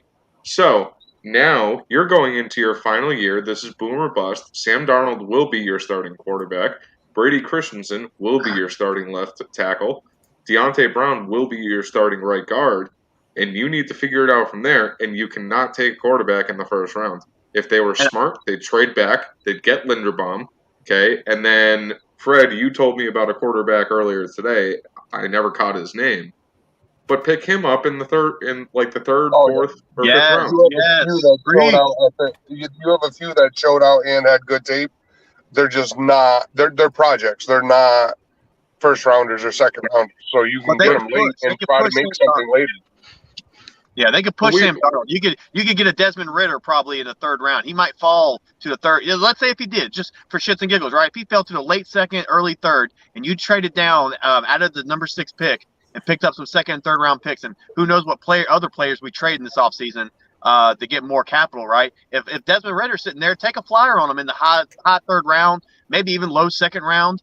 I mean, that's fine if you want to do that to push Sam Darnold, and then you got a quarterback at least you took a flyer on. But I mean, and I agree, you can't just roll with Sam without any kind of competition. He's got to have something, but we're not spending a first or high second round pick. Absolutely not on the quarterback. No way. The only way I'll take a quarterback any higher than the third round is if it's Malik Willis. That's it. I don't want any of the other ones. Okay.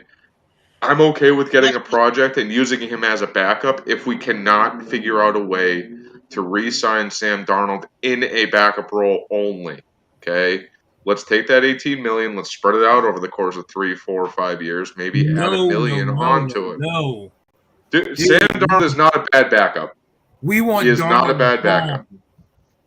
Don't spread Darnold's gone too, but we need to figure out a way to restructure that $18 million so that way we aren't paying that all in 1 year. So I want that $18 million off the books after this season. Let me rain on your parade there, man. There's no way. He would have to agree to restructure $18 million out of 1 year into multiple years because it's fully guaranteed.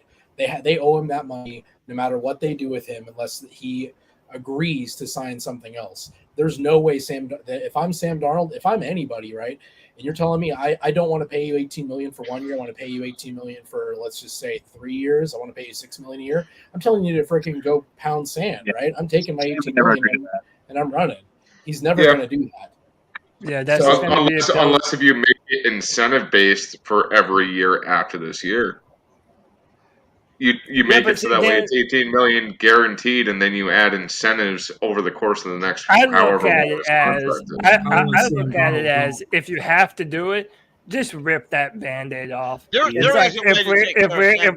we're gonna have to pay him 18 million, then it's like we just assume get it over with and try and do everything in our power to move past this too.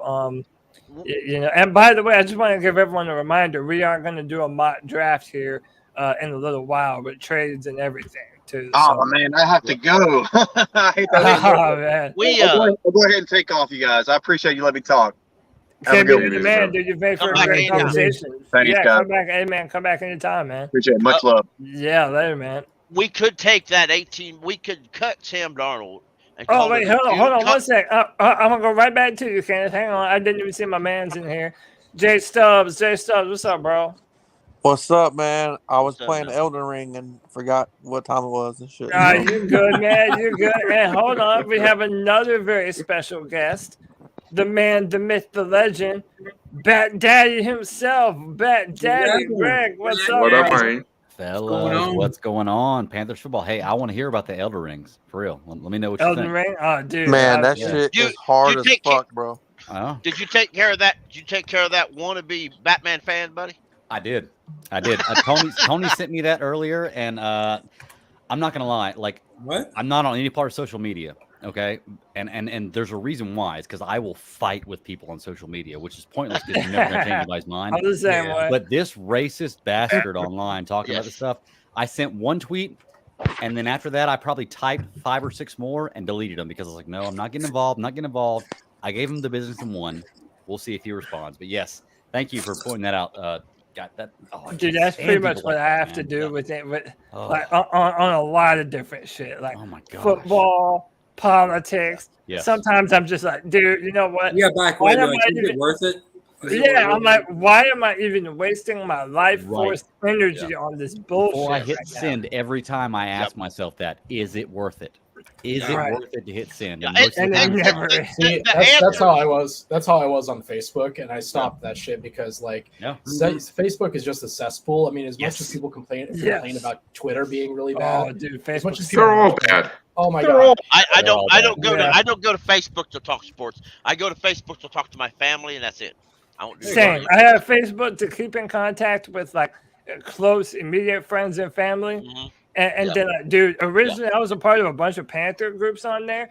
Dude, that shit is cancer. Yes, dude, it is. They are so bad. The opinions are so bad, but also they're toxic. Like you put one opinion, you have 15 different people trying to just jump down your throat over some dumb shit. It's like, man, I ain't got time for this, man. Shit, I'd rather chill on the Friday free for all with a bunch of cool dudes talking about the Carolina Panthers. That's what we need to be doing. Yeah. The way we get rid of Sam Darnold is real simple. And actually, now as I sit here and think about it, you could actually roll that money over and pay Gilmore the $10 million to keep him if you want to, because you'll have an extra, I think $10 million it is. Brad, you might know more about it. If you cut him after June 1st or call him a June 1st cut, you can take that $18 million and split it in two. You can do that. Yeah, you could do that. But if that's the route you wanted to go, but you would get nothing for him, and it'll just be a straight cut.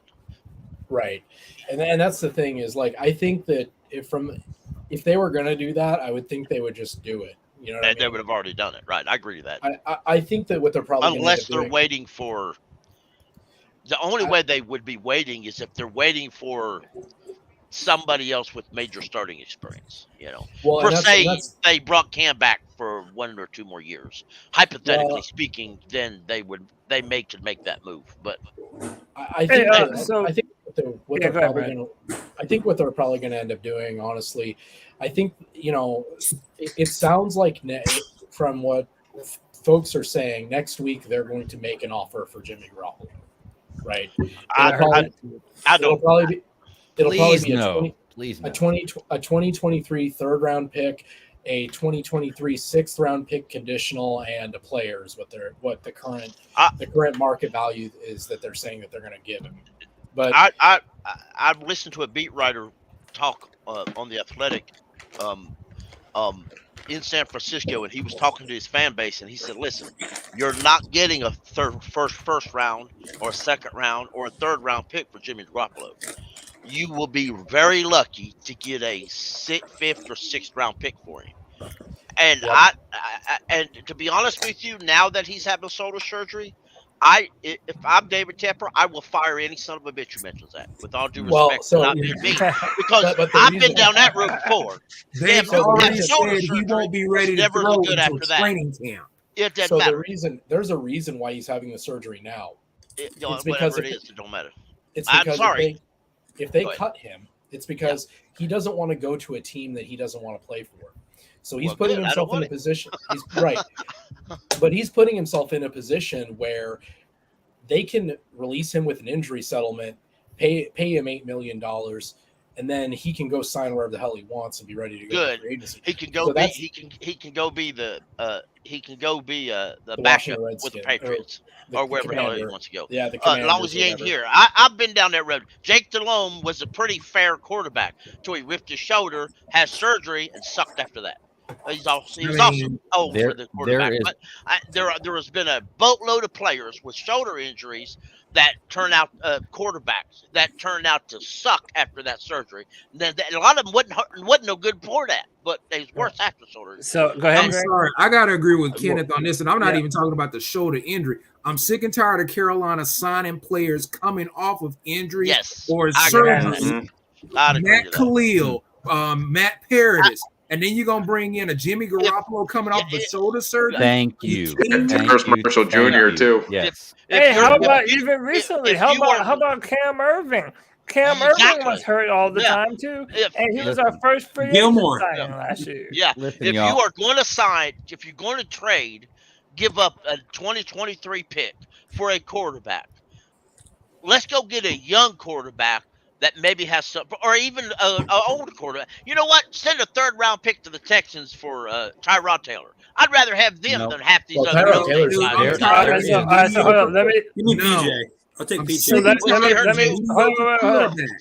let me get Greg in on this conversation. Greg, what were you gonna say? There is one quarterback out there that is worth trading the farm for, and if Carolina doesn't go after this guy, they should not go quarterback at all. If you do not go after Russell Wilson, they're not trading him. He is the. I understand that, but he is the only one out there worth going after. He has 7, 8 years left in him of good football, and he is an elite quarterback. He is the only person out there that if you're going to mortgage the franchise on, or if you have a chance of getting, you get that guy. Otherwise, I don't want to see Carolina talking quarterback at all.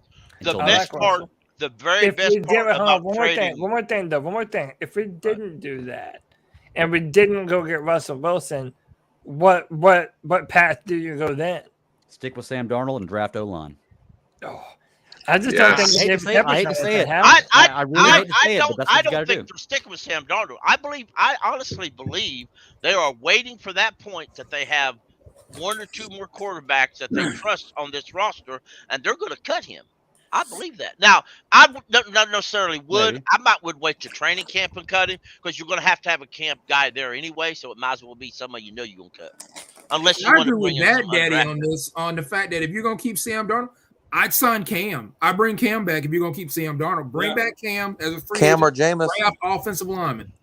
I can agree. Jameis will probably. Yes. I think Jameis is going to re-sign with the Saints. Yeah, I think Jameis is going back to the Saints. Jameis but hey, bring back Cam, put an O-line in front of him, let him and Sam battle it out in camp. Cam will win the job, and we'll go from there. That job. I agree. Hey, let me ask you a question. To those, so I know the guy that didn't want Malik Willis drafted. He's not in here anymore.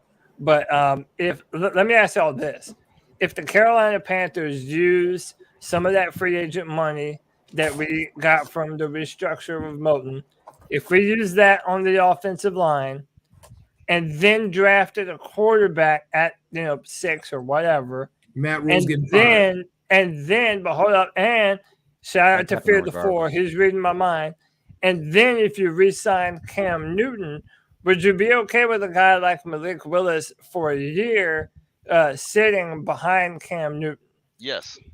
Okay. I believe he's going to sit anyway. It used to be pretty practice. I don't want to say that word. It used to be pretty regular that a quarterback would sit a year. That's what they did with Patrick Mahomes behind exactly. Alex. They kind of got away from that, but it used to be that way. Speaking of Patrick Mahomes, did y'all read that the Washington Ron Rivera actually called every single team in the league? What if they want to trade their starter? He called the Chiefs to see if they want to trade Patrick Mahomes. Can you imagine getting a phone call? You're Andy Reid, and you get a call from Ron Rivera. I mean, you know, he used to coach, like, dude, what the hell you calling me for? I'd have been like, April Fools. Click. No. You can take Mahomes, but it ain't fucking. It ain't Patrick Mahomes. It's his brother. They give him Jackson Mahomes. Yeah, get him. Hey, can you take his wife too? Get them both out of here. Yeah, dude. But also, what could you possibly even offer of equal value to the Kansas City Chiefs for Patrick Mahomes? Nothing. Like what? Chase Young? Like that's not enough. The franchise. Yeah, the whole picks forever. Yep. The money back that Kansas City would pay him, plus Chase Young and a couple other players. Well, you got to remember, along with a couple of draft picks. ACL, so he's going to be. It ain't going to be the same for another year or so.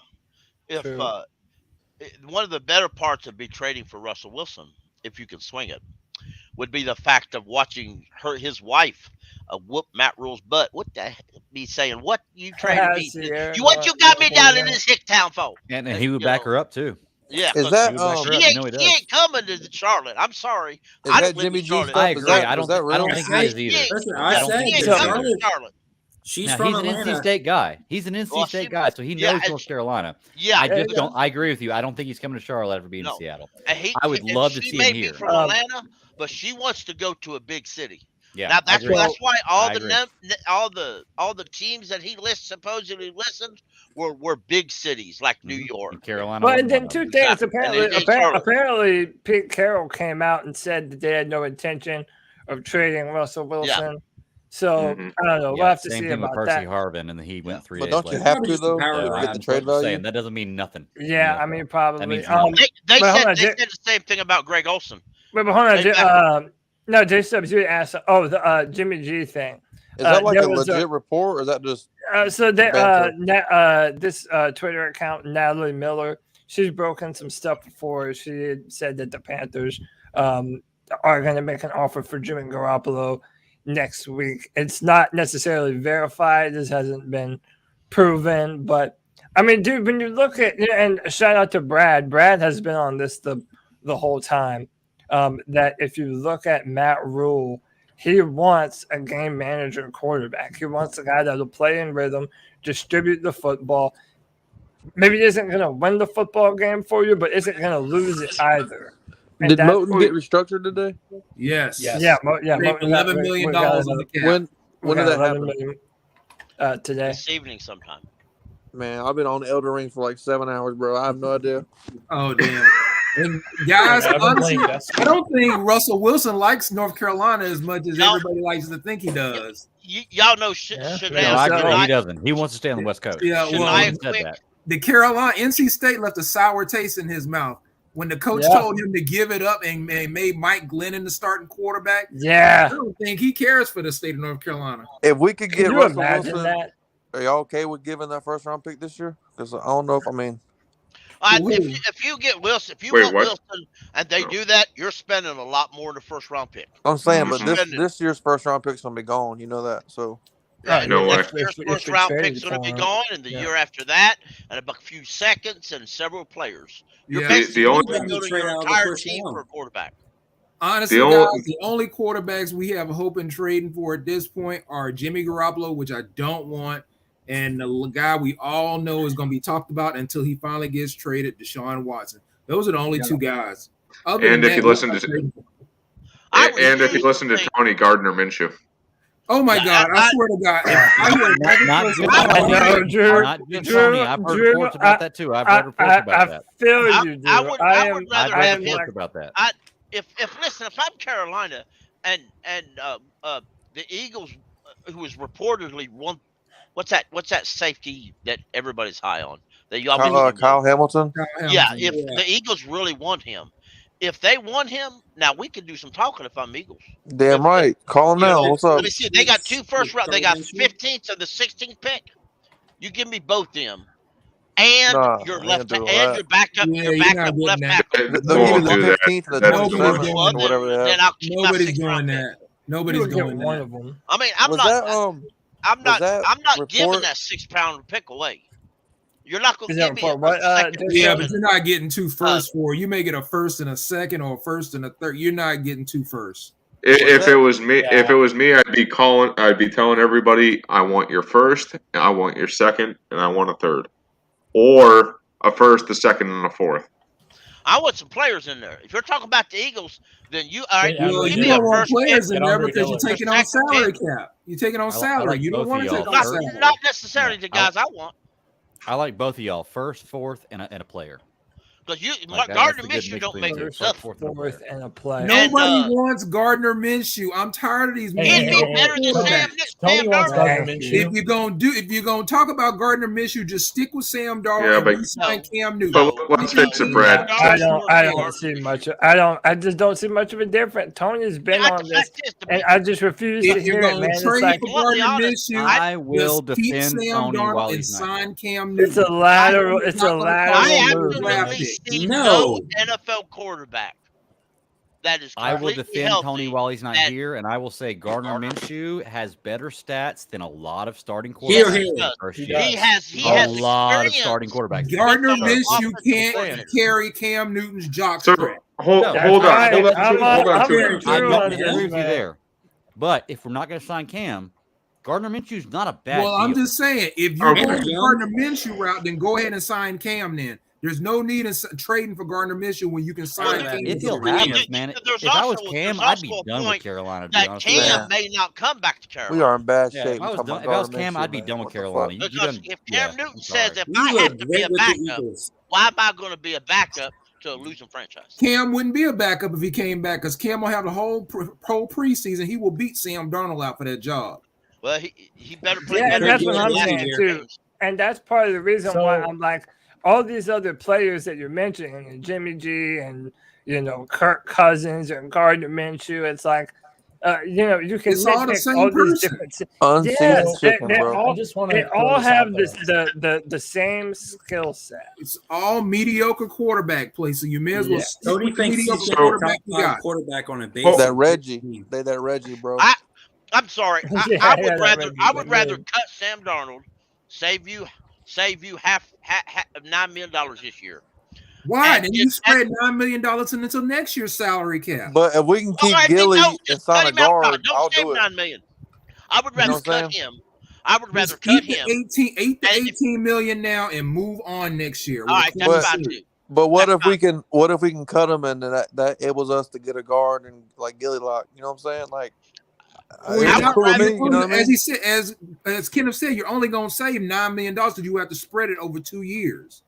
Yeah, but we have more cap room next year, like way more cap room. But you're losing $9 million of that cap room by moving it over to next year. But we need it, man. If you want to keep Gilly or one of these guys and get an offensive lineman, we got to have cap room. Stefan Gilmore is probably gone 9 times out of 10. If we can sign a guard, we're going to have a new head coach next year. I want him to have a clean slate. I don't want any remnants of Sam Darnold. We really don't know that. So, hold on a second. Drew, with you saying that means that you really want Sam Darnold to start next year, so that way the next head coach gets the lowest draft pick possible. No, I don't want Sam Darnold to start. I'm just thinking no matter what happens, Matt Rule's going to find a way to screw it up. Oh, I highly agree with that. Is incarnated.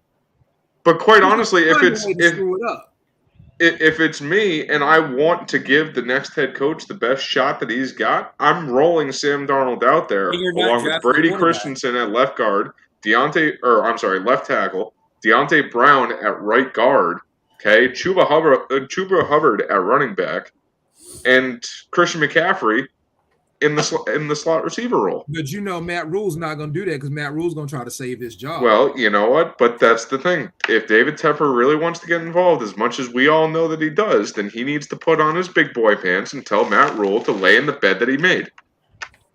Stop being childish to this man and let him be accountable for his actions. As the comment said, Robbie Anderson's probably getting traded at some point too. We don't know to the Patriots is getting fired because, and it's not just Matt Rule. It's not just Matt Rule. Right now, you got to think of Scott Fitterer. We don't know the conversation. Scott Fitterer may be in fear of his job too. And once you do that, you got to think of everybody in the same organization's got to do that. All the coaches, their families, all that's going to be affected to this. Yeah, I think Fitterer's got a longer lease than Rule does. I sure do. Well, we would hope. But, he better. I mean, let's be honest. So far, a lot of his decisions ain't been good either. Well, yeah, Kenneth, I got a question for Kenneth. What decision do we know flat out that it was all Scott Fitterer's? We don't know any decision was all Scott Fitterer's. Well, what we do know is Matt Rule has it in his contract that he has final say in all football player personnel. That we do know. Exactly. So that's why I say Fitterer has a longer lease than Matt Rule does. Wait, hold on. Scott Fitterer is just Matt Rule's making more than Fitterer. You know what I mean? Like he's gonna fall in line. It's written in the contract, so that's what we have to go by. Matt Rule has final say on all football player personnel decisions. Yeah. Leave this comment up here, Cody, because I want to comment on that in a minute. But this? Yeah, leave that one up here because I want to comment on that one whenever we can. Go ahead. I don't believe that's true. Yeah, no. Snow is the best coach that we've had on this roster the last 2 years. Yeah. There's no way that he's going anywhere before Matt Rule. If Matt Rule fires him before he gets fired, that will be the reason why Matt Rule finally gets fired. That will never be loyal to him joined again. Together to him. Yeah.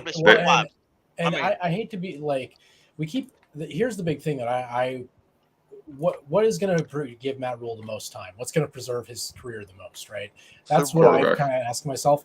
If he takes a quarterback in the first round, I think that personally he has that excuse built in. Oh, I didn't win because I took a quarterback in the first round. Oh, we weren't ready to start this player. We weren't ready. That's not an excuse. Because if that's the case, he had the opportunity to take a rookie quarterback last year, and he didn't do it because he brought in Sam Darnold. Man, but hold on. But to add on to what Drew just said too, even if that's the plan, so let's say they draft a quarterback thinking, okay, maybe this will buy me some more time. Well, Matt Nagy got fired this year too after having Justin Fields for just 1 year. So even if you do draft a quarterback, it's not guaranteed to give you that extra year of time that he might be wanting from it. But the only reason why there was a quarterback available for us last year was because we had signed Sam Darnold before the draft. Yeah. And everybody knew that there was no way in hell that we were going to pick up the 5th-year option with Sam Darnold and sign him and get a quarterback in the first round of the draft. There's no way. Yeah, that is the only reason why you had 2 quarterbacks left there. And that's Matt Rule's fault. I highly agree. That is another nail in his coffin because that was his call. You are 100% right. I would love to be a fly on the wall on Nick their Wilson meetings. on WFNZ says, he said this several times over the last several months. They suck, bro. He's told, still they got more connection than me and you got. And Kyle Bailey said a lot of the same thing. Is from what their understanding is, in the draft room at the time, the room was split between Justin Fields and Mac Jones. Some people wanted Mac Jones. Some people wanted Justin Fields. They couldn't make up their mind as time clocked away. Tepper said, make a decision now. And they looked at the board. They look at the board. The third person on their list was J.C. Horn, so they took him. That don't make any sense, man. But we're talking about the Carolina Panthers organization. So How does it make any sense? You're debating two quarterbacks. A lot of people want to trade back. Corner? I keep hearing people want to trade back for second or third round picks. Well, let me tell you what. I've watched this team since they were created. And I'm here to tell you they have blown more second and third round picks than first round picks.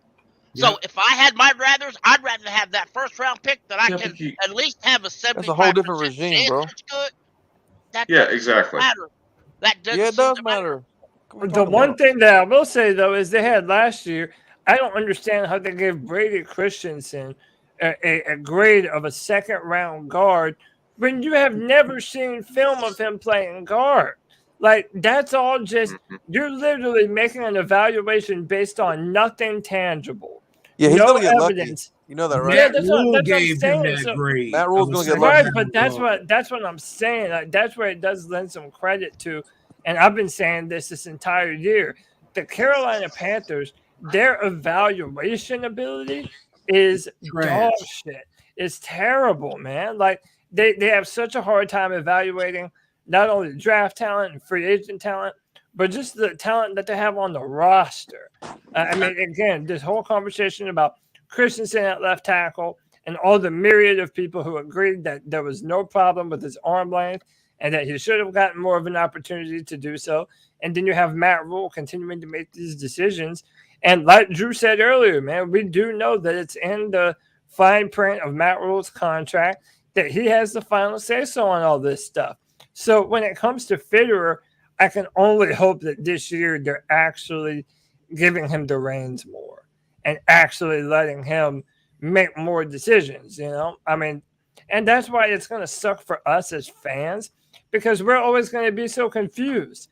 Like, whenever something comes out like Ian Thomas or Frankie Luvu, we're never truly going to know who had the final decision to pull the trigger and actually make those deals happen. Well, Ian Thomas is definitely a Matt Rule. There is dissension between Scott Fitterer and Matt Rule. I mean, even from last year, when they drafted Brady Christensen, Scott Fitterer said, yeah, he has position flexibility, but he can play left tackle. There are left tackles out there with not quote unquote left tackle arm length that play well in this league. And he stated that when they drafted the guy. And Matt Rule was dead set that nope, he's not a left tackle. He's a left guard. He's a guard. He's a guard. And they butted just because of measurement. They butted heads on that since day one. And now, now you got the new offensive line coach and Scott Fitterer both saying, we wish you had seen more of Christensen at left tackle. And now Matt Rule's going, well, yeah, maybe I should have played him at left tackle a little bit more. He's an idiot. Matt Rule is a freaking idiot. And to your point, I agree with you. You're hearing the Christensen at center now. You heard Fitterer say it, maybe center. Yeah. Like, dude, play him at left tackle, bro. I disagree with that. I disagree with that so hard. Like, just let the man play tackle. I mean, if you looked at how he graded out last year, whenever they did play him on the inside, Brady Christensen didn't play that well. Then again, I think what he meant by that, he could play center. I mean, he could play center in a pinch. If somebody got hurt and they had to move him down, he has that flexibility that he could do it. Not that they would put him there full time. Right. They may end up to because I've got a feeling, and you watch and see what I'm telling you. Pat Elflein is going to be our starting center next year. He might. He's going to be starting center. He's better at center than he is guard. That's not going to help the run game or the pass game. If we get real lucky, we'll pick up one late. But I've also heard, though, that, Cody, maybe you tell me if I'm wrong or right. There's going to be several positions that are going to be overloaded with free agent talent that normally would be drafted because the talent's so deep in certain positions. Corner, I think I've heard, and offensive line. Definitely O-line that for would sure. normally be drafted. That's going to be in free agency. Look at Dallas. Dallas let a receiver go today because they saw some guys running 4.2s. Yeah. But, speaking of center and receiver, let's be real clear honest. Terrence Marshall Jr., not being disrespectful to the guy, but he came out of college hurt. Why would we draft him in the second round? It was the Celtics. It was the Celtics. Thinking he'd keep him away from New Orleans. I thought it was a great pick when we picked him up. Yeah, he thought that the Saints were going to draft him, so he wanted to be smart and keep him away from New Orleans. Well, I thought we were going to trade. I want to give Terrence another year, man, because I think he's going to be great, dude. Yeah. Well, I hope he is. I really do. But I really do. But we'll find out. We just shout out to T Baby for the $1.99. He says, "Oh snap, T Baby's in the house. Respect the food pie." Tony looking thick. Tony looking like a thick snack. That Tony wife? No, I mean maybe no. That's Tony's long lost brother, man. Oh, that's his. They were separated at birth. that's his family. Shout out to Two Baby. And then yeah, man. So hey, y'all trying to get into this here mock draft? Sure. Let's do it. Let's do it, man. Hey, I saw a tweet about McCaffrey to the Bills. Is that like some fan said it or some? I think fans were talking that. I'd be all right with that though. Hell yeah! From what I read, the Bills, the fans said, "How about if we give you our 25th first round pick?" I don't know what the Bills are drafting. I assume that's 25th. Yeah, and 26. Yeah, and we'll take Christian McCaffrey. I'm like, oh yeah, I do that today. I will drive McCaffrey to Buffalo. Yeah, and his girlfriend. And he's going to start 16 games. Stays with me. Sorry. So, I mean, yeah, I don't know. I mean, having the 6th pick and the 25th pick, that would be a good way to, definitely pick up some of that capital that we've been missing. Exactly. All right. I really like that draft last time. We had a good draft last time, man. Yeah, we did. All right, so let's try and better it, man. Every single time we do this, I want our drafts to be better and better. Let's try and do this, man. All right, we're going to start the draft. Evan Neal, Aiden Hutchinson, Kyle Hamilton, Ike McQuarrie. All right, here we go. So the Eagles are coming in. They want to give us hell 15. Yeah, and 19. Done. For just the one? Holy shit. For one and our 4. We have 2 players. Do it. Yeah. The Ravens. Not fair. I wouldn't do it, but I would. See if we can give up the 5th instead. Yeah, see if we can get the 5th. Counter that first 1, a 2, a 4. Oh, does it 222? And if not, just trade. No. Just accept it. Honestly. No, you can trade back. I mean, they 6 and 4. Let's just see what they'll do. Yeah, but do you think that would actually happen in real life? Like, I don't ever see that actually happening. I don't think it'll ever happen in real life. Try further back. We can't do for real life though. Let's just. I mean, this is a useless exercise for trying to predict what's going to happen in real life, right? So that's fair. Agreed. Cody, give him our first and then give him that 5th. Yeah. See what it says. Like this? You want to try this? Yes. You try 7th. Fuck. Is it a 6? Saying like. Did we give him a 6 too, bro? Yeah. Oh, they accepted it. Damn, I was saying, shit, we should have tried a 7th. Yeah. But told you. So Linderbaum right here, right? Yes, please. Yeah, I think it's a What? fair. I do a 2 guard. Back to quarterback. It auto drafted for us. It took Trevor Penning. That works. What the fuck? Reset. That's cool because I was going to bring Trevor Penning up. That's cool. Well, all right. Is Linderbaum still there? Hold on. We still haven't picked yet because we're getting trade offers in. Yeah, but it's 19, pick 19. Yeah, so now we're at pick 19. Cody, start over, man. So, okay, well, that's all I'm going to add. Do y'all want to start this over? If y'all want to start it over, I'm going to just start it over. Yes. Yeah, for sure. Why did that happen? Dude, I don't know, man. Something with this. Sometimes it does that. Hey, Cody, how much has the big board changed since the combine? Has it changed at all on this network? On this website, let's check it out. Not too much. It's changed a couple on the ones I go to.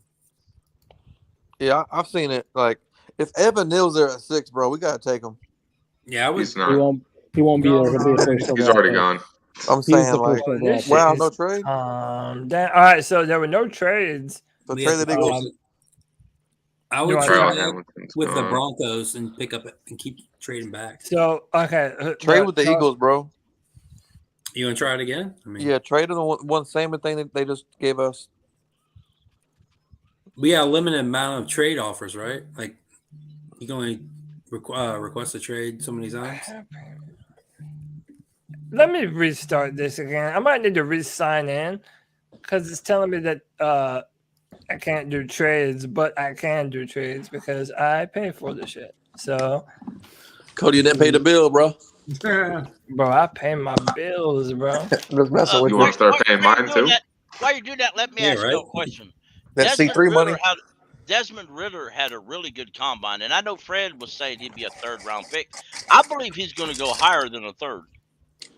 Desmond Ritter, I believe he's going to go higher than a third. Dude, I saw his mechanics today. When he throws the ball, that thing goes fucking far back, bro. I'm talking about like.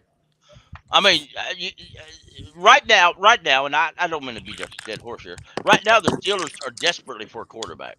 I know they love Willis. They're very desperate. I know they love Willis. They've already know all they need to know about Kenny Pickett. But I don't think neither one of them is going to be there by pick 20th. If I'm the Steelers, I'm signing Cam. Yeah, I would. Yeah, but I'm signing Cam and then I'm drafting Malik. They're probably when they get to Malik. I told a Steelers fan this week or the other day on Twitter. You know, that's good. You want Malik, that's fine. But they're probably get Kirk Cousins. There's a lot of between.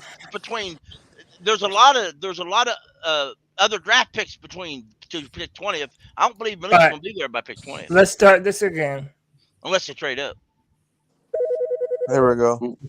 Kyle Hamilton, Hamilton at 2. Jeez. So Denver, they want they're gonna give us 9. They're gonna give us 24. 24. Let's do that. Hell yeah!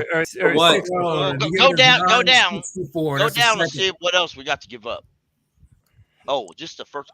Yeah, they just want. Let's do it, and we'll trade back again. Yeah, they'll probably give us another pick for that 10th. All right, so you want to accept that or not? Whatever. Yeah. All right, let's accept that. Run that shit, bro.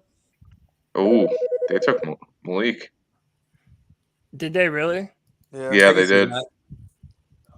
Who did? Denver? Yeah, Denver took Malik. We have offers from Philly. We have offers from the Ravens. Is Philly trading both their picks again? No, and then Dallas wants 24. No, they're giving us 15, and they're giving us the second round. Yeah, let's do that, man. Go look at the other one. Look at the other one. If we can get Linderbaum. I think I'd rather have the Ravens. Yeah, I'm right there with you right now. I'm looking at the Ravens. Now look at the next one. Well, actually, hold on. I mean, we're getting the 15th pick, right? Yeah. What? Dallas is too far back.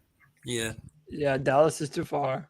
Yeah. What is Ravens giving up? I can't see it. The Ravens, they're giving up pick 14, pick 76, and 137. Oh yeah, pick 14. I'd take that one. I'd take that one. You want that one? Yeah. Yeah. Everybody in agreement? Yeah. And then if we can even trade back a step further and go all the way back to like 17, I'd do it. Linderbaum already went. That's crazy. I'm not surprised. All right, Linderbaum. I don't know Cody, if Linderbaum fits our offense. Who's on the board? I know eye on him. I keep our pick. Who's on the board? Yeah, let's decline.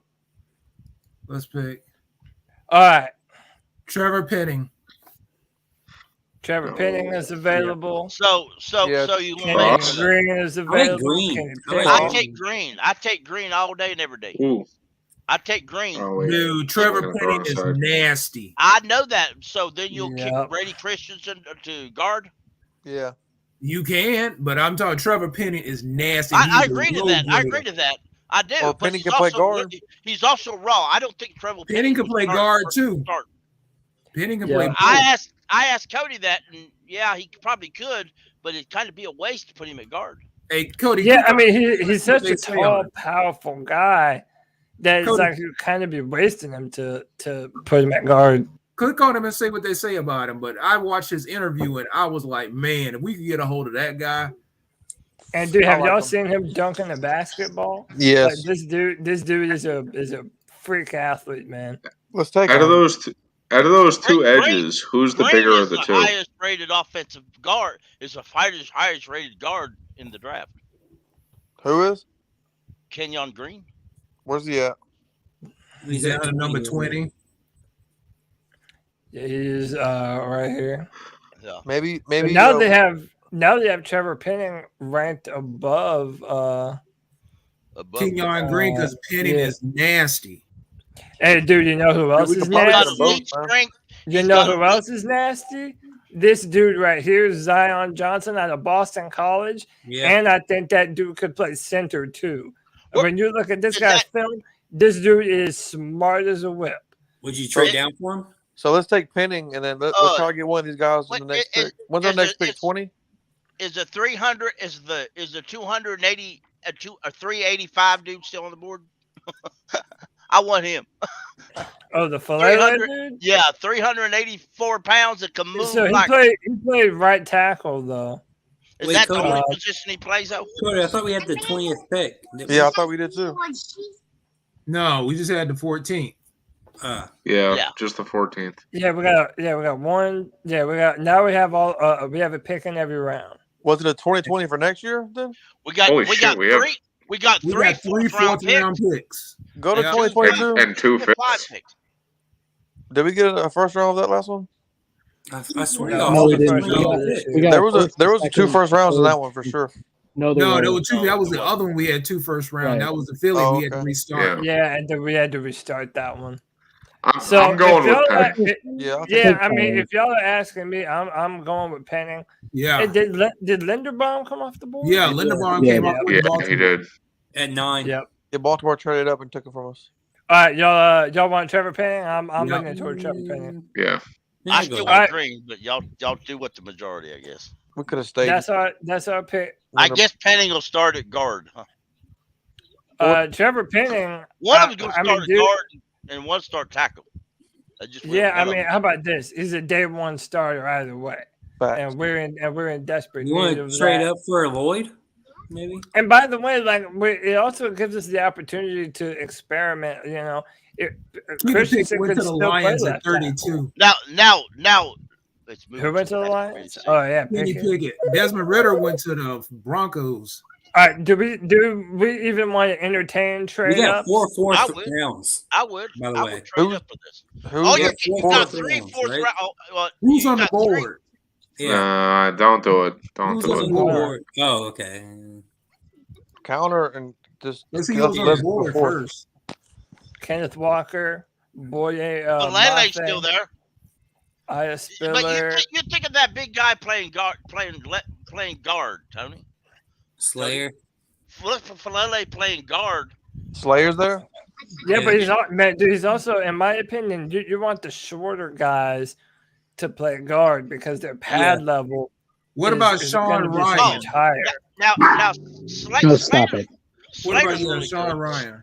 I would get Slater. He can play any position. He can play them all, hadn't he? Slater. Jamari Salyer. Yeah. Yeah, I like that. But he just put up 31 reps on the bench press too at the combine. Yeah, that dude is. I'd take that him. dude. That dude is a beast. But so do y'all want to make this trade? Like, do y'all want to move up, or y'all want to let this board kind of? No, I think we just stand pat. I agree with Brad on this one that we should stay. What if we're not picking until 64, right? Yeah, I'll wait. So decline this. Yeah. All right.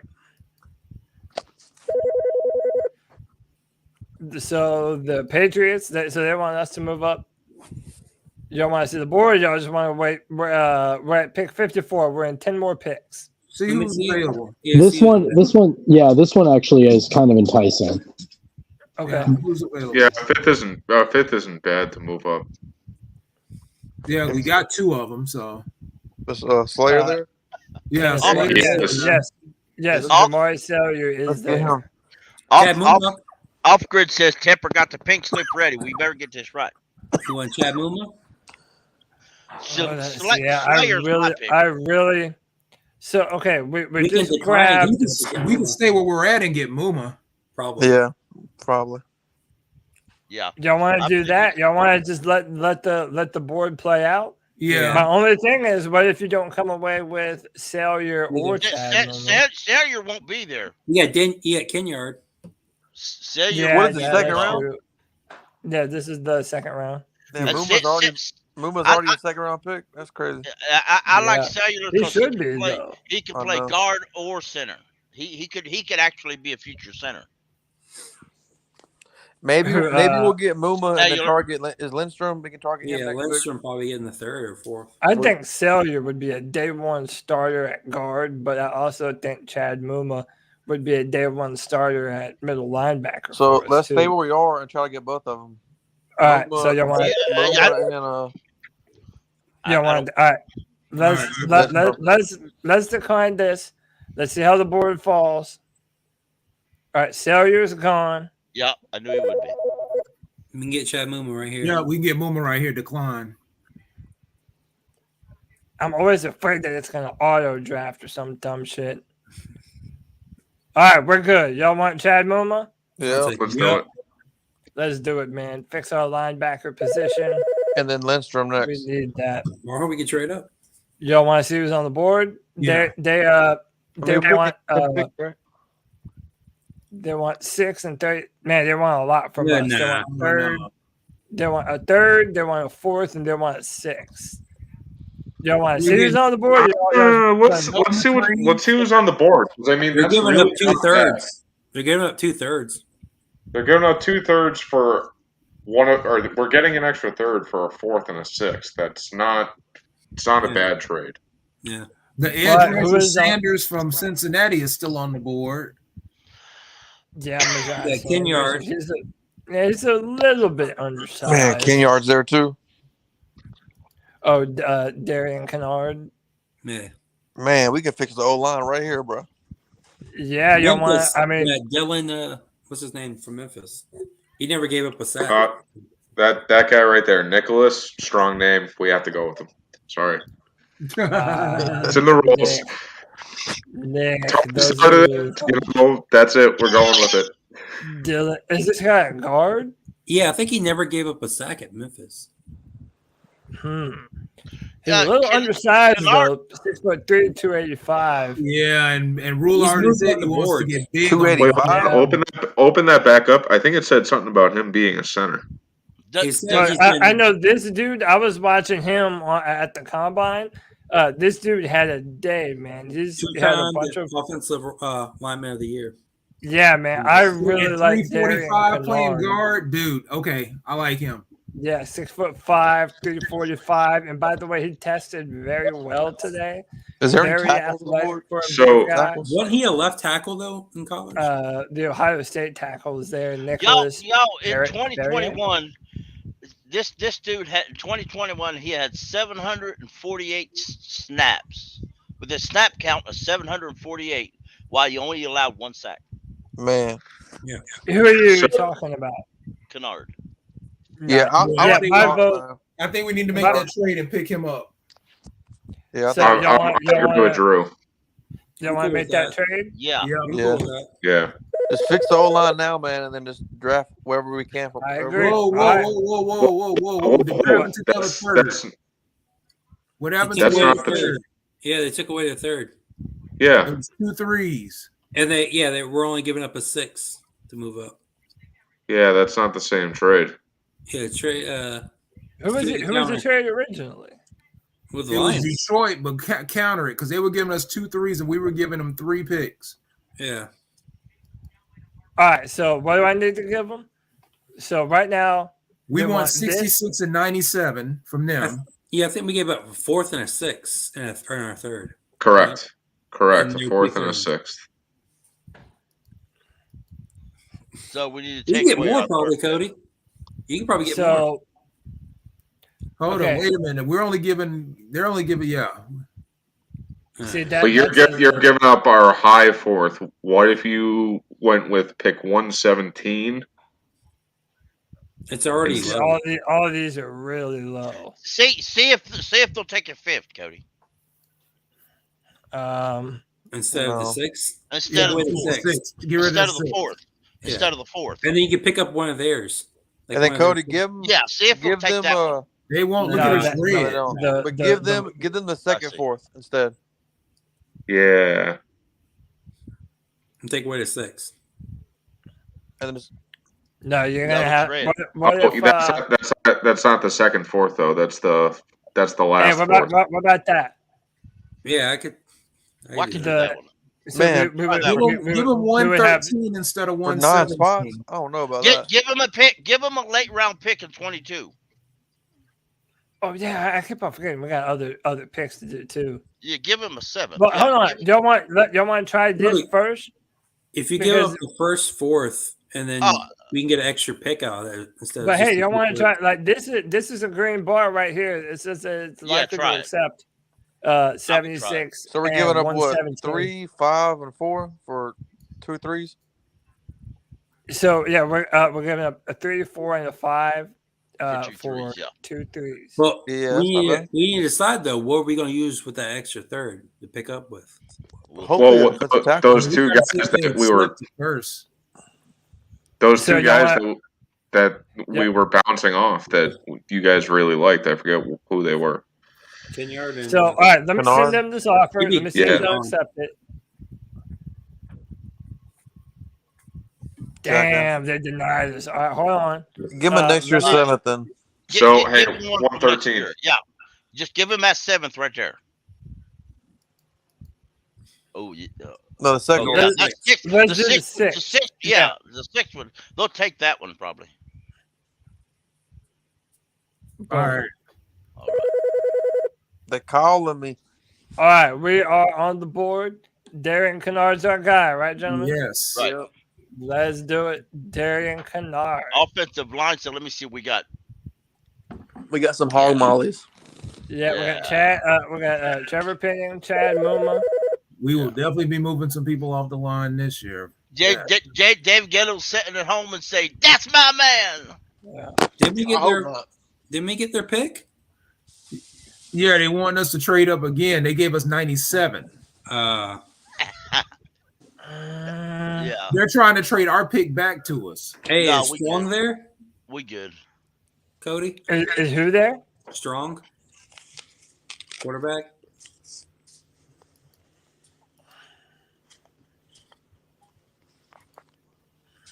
He is gone. Not there. Gone. All right. What about safety? Tell them no? I mean, I'm willing to keep our pick. Yeah, I'd say no.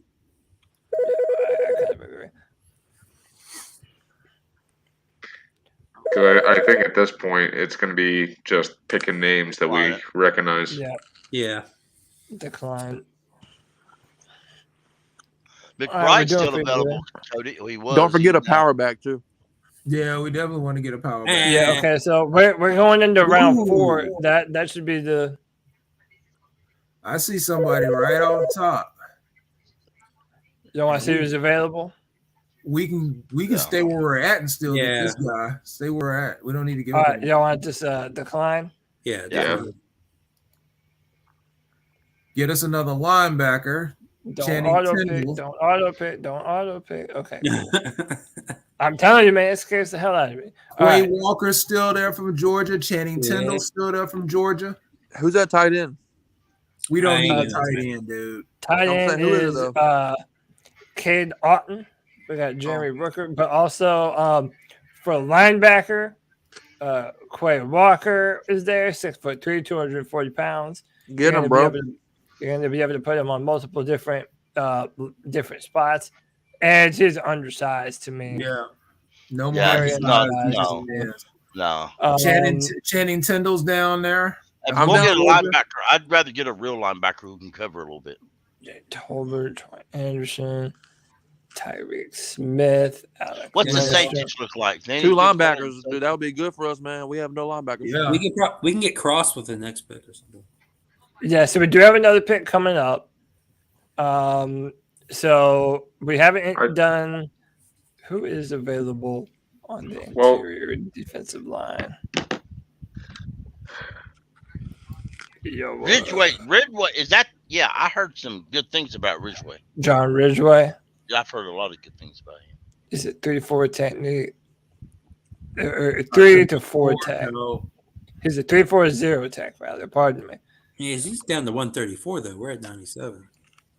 So if we went best player available, let's look at the running backs. Hell no. No, we're not ready for running backs quite yet. I wouldn't even drop. I just want to see who's on board. Brian Robinson Jr. is on there. Yeah, but he's at 114. We can get him at 106. Yeah, I do want to get him though later on. I wouldn't draft him at all. I want him in like 5th round. Well, you go up to or you trade back. You gotta draft somebody. So I mean, if y'all wanna take a linebacker, continue to add to our linebacker we need one, right? depth. Yeah, we got Quayle. We get Channing.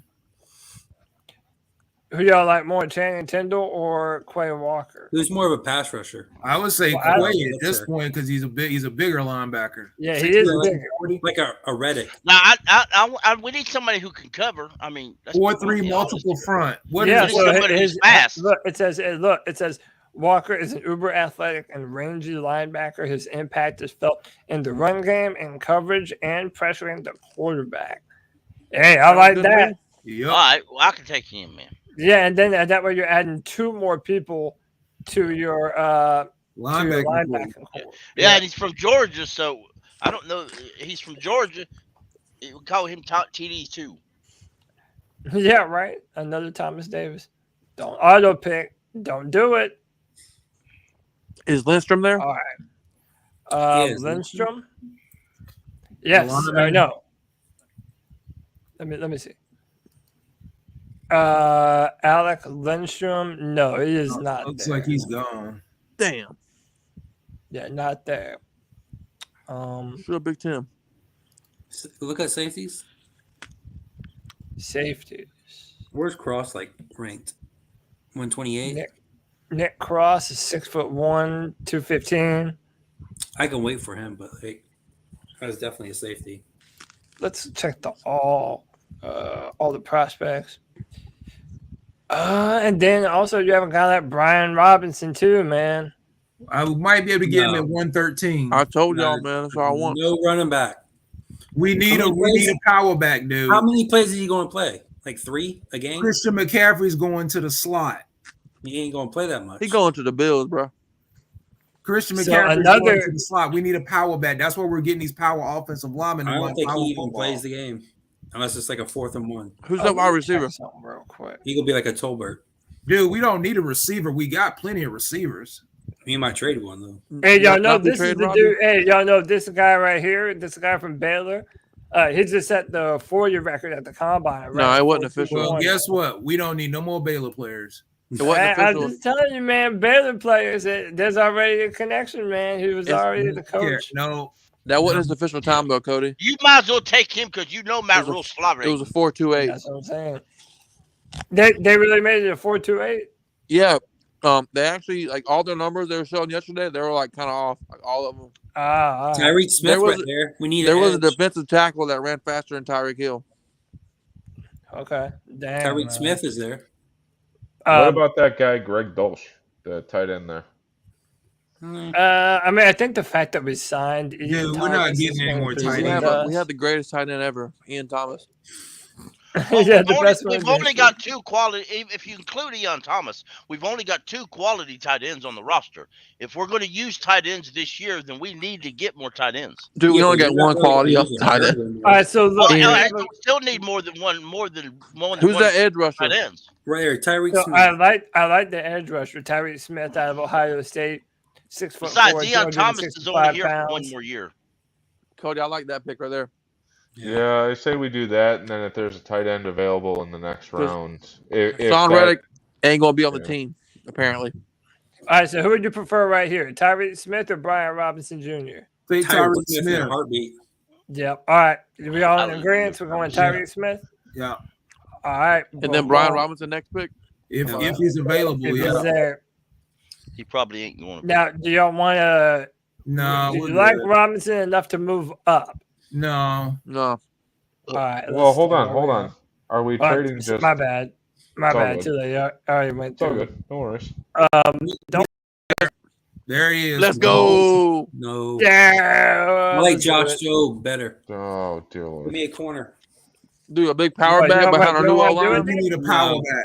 He ain't gonna play no time. He ain't getting no play time. Who's going to be playing in front of him? Because please don't say McCaffrey, because McCaffrey's going to be riding the bench. Both McCaffrey and Chuba Hubbard are going to be playing. Chuba Hubbard, in my mind, I'm a scrimmage. Yeah, Brian Robinson will be better than Chuba. Our offensive line was ranked 29th in rush. But we're not drafting him. Brian Robertson is too. Our back ain't doing nothing for us. I'd say you draft him and be damned everybody else.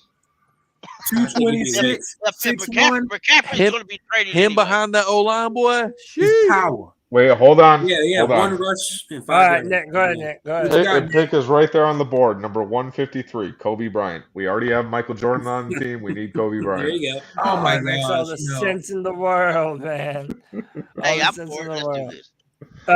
So are y'all into Brian Robinson right here? I mean, Yeah. Majority rules, I guess. Yeah, and I mean, really, you're not drafting him to replace McCaffrey. You're drafting him and hoping that he's better than Chuba Hubbard. You're drafting him to sit on the bench. All right, y'all like that, Brian Robinson? Not really, but all right. All right, let's do it. No more for a 3rd and 1 stops. I know that. Exactly. Yeah, that's right, man. Oh, no more seeing Sam Darnold getting stopped on 4th and inches on the goal line. Yeah, enough of that for sure. If Chuba fumbles one time, he's going to be riding the bench for a while. Is there anyone that we want to go up for? No. Is Cross still there? Well, hold on. Wait a minute. Whoa, you're getting two we picks get 2 picks for one. I believe I take that. They want all of our. No, they want 3. No, they want all of our picks. That ain't what that draft other one said, dude.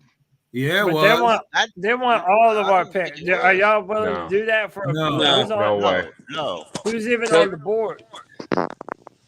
It don't matter. I give it up. Nick Cross already gone. Tell them SMD. They didn't even come back. Yeah, they knew it was bad. They knew it. They auto picked for us. Oh, dude, I'm telling you. It took a quarterback. It took Jack Cohn. Dude, it's always. Let's get He's from Notre Dame. You know he suck. He's from Notre Dame. But dude, you saw how this messed up because it was supposed to bring the trade back up. Once you unpause it, it's supposed to give you the trade offer again. Damn, all right, so we got a quarterback we don't cut. Well, who the fuck even is Jack Cohn? We should have got Bailey Zappi. God, look here. He looked like a wannabe Willis. Or not dude, Willis, he looks like every 20-something-year-old white dude in the Midwest. He looks like every other Notre Dame quarterback. That takes us out of drafting Bailey Zappi at the end of the draft. It was left. We could have got. Damn it! I hate that shit, man. All right, let's see what we got going on. So far, our draft's been pretty solid, man. The O-line's fixed. We got some linebackers. And we got our power back. We got no safety. But we got extra. Well, we could have took a safety if they didn't auto pick for us. Yeah, it's so stupid, Hey, man. I hate that. This isn't realistic. We haven't drafted a long snapper yet. Yeah, I know it. Dude, they won't even. In reality, I believe the Panthers are going to draft a kicker this year. Maybe a punter. They might draft a punter. I was calling other teams. You talking about that punt god that they're talking about? I heard that they're really scouting the punters and kickers really good at the combine. They better get Zane Gonzalez back. Nick can draft a punter. I don't give a crap. I think punters are who they're talking They already about. re-signed him. Zane that was the very first thing they did. I believe punter is what they're. All right, Cody, defensive tackle. What you thinking? So okay, safety. I really don't Nick want Grant. a tackle. Coker's I don't want an still offensive safety. defensive tackle. yeah, Safety. Nick Grant is Monday. available. Smoke Monday. Hey, I like. we Nick can Grant get smoke better. money next pick, probably, right? Or we got another pick. Probably. Right? Do How we have many another pick? picks do we have? Yeah, we do. We got 3, right? I think We have we've 197 And and we got 244. 244. I don't think Smoke will be there at 244. No. I So- don't think so either. But I know we've taken him before. Let me see what Nick Grant. What about trading with somebody? Trade back a little Yeah, further and maybe good. pick up another early 7th round pick. I like Cody, Nick is Grant. he more quite of a bit. free or is he like a hybrid? He's a developmental safety in the zone hell system. Matt Rule ain't developed nothing. Yeah, he's a three-year starter at Virginia. Yeah, I don't know who would y'all prefer. Y'all want to go Nick Grant yeah, here? but look right down there. It says scheme fit zone. We're playing man. We don't want him. What's who's left on the big board? Right. At this point, we play man until J.C. Horn gets hurt, and then we don't know what we play afterwards. Yusuf Corker, 6 foot 197, developmental safety and special teams defender. Split safety shells, potential 3 safety defensive concepts may allow him to play low in the hole and alleviate him of coverage stress. What's Smoke's profile? What does this say? Smoke Monday. Where is he? And then after that, let's look at Charlie Kohler, the tight end there. Any defensive scheme, various positions. He's a good athlete with regard to agility and speed and body control. He's an aggressive tackler. He'll likely be a rotational safety who will be a core special teams player. I actually like that. I would say let's go with that and then get a tight end in the seventh. But we can get him the next pick, can't we? So yeah, he'll probably be available when we pick the next 245. Time. So there's a possibility somebody might grab him before then. Yeah, I think he's going to be gone before then. It's another 50 players before. I mean, we're in the 6th round. I don't mind reaching. Yeah, if you like him, take him.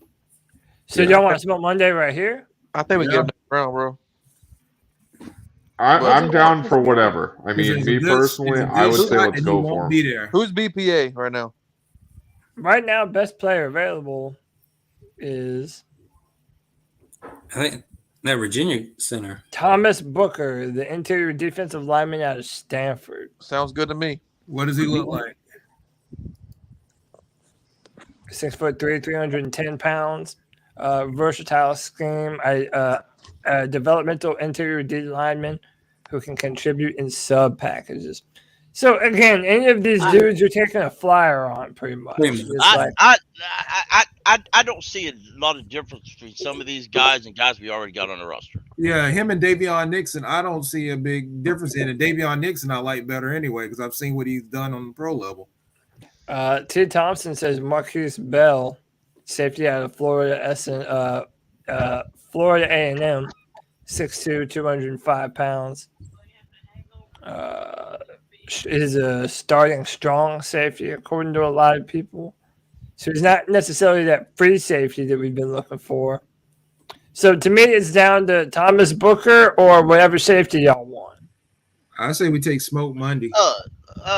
Honestly, what's corners look like? Because if we can get a good enough corner, we can switch the corner we got, one of the corners we got, into safety. Which corner you gonna move to safety, Ken? None of them. Yeah, we got a veteran. We can kick into safety, or even Tyler. Tyler would play a good safety. What about trading back to like Taylor? Taylor, yeah. You're not moving Taylor to safety. No, he's a press man corner, bro. Exactly. So what about trading back to like 210 and then picking up a late 7th round pick? I would just take. I mean, that's not a bad idea. Just pick here. So because then we can get Smoke and we have the chance. The Rams have 2 picks. See if they'll trade 210 and 2. See if they'll trade 210 and whatever to move up. Yeah, we'll trade our 197 for their 210 and. Why is it giving me the Texans? I don't want the Texans.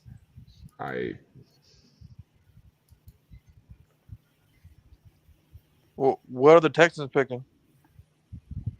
203, 205, 205. What about 197 for 205 and 242? Yeah, do that. See if they'll.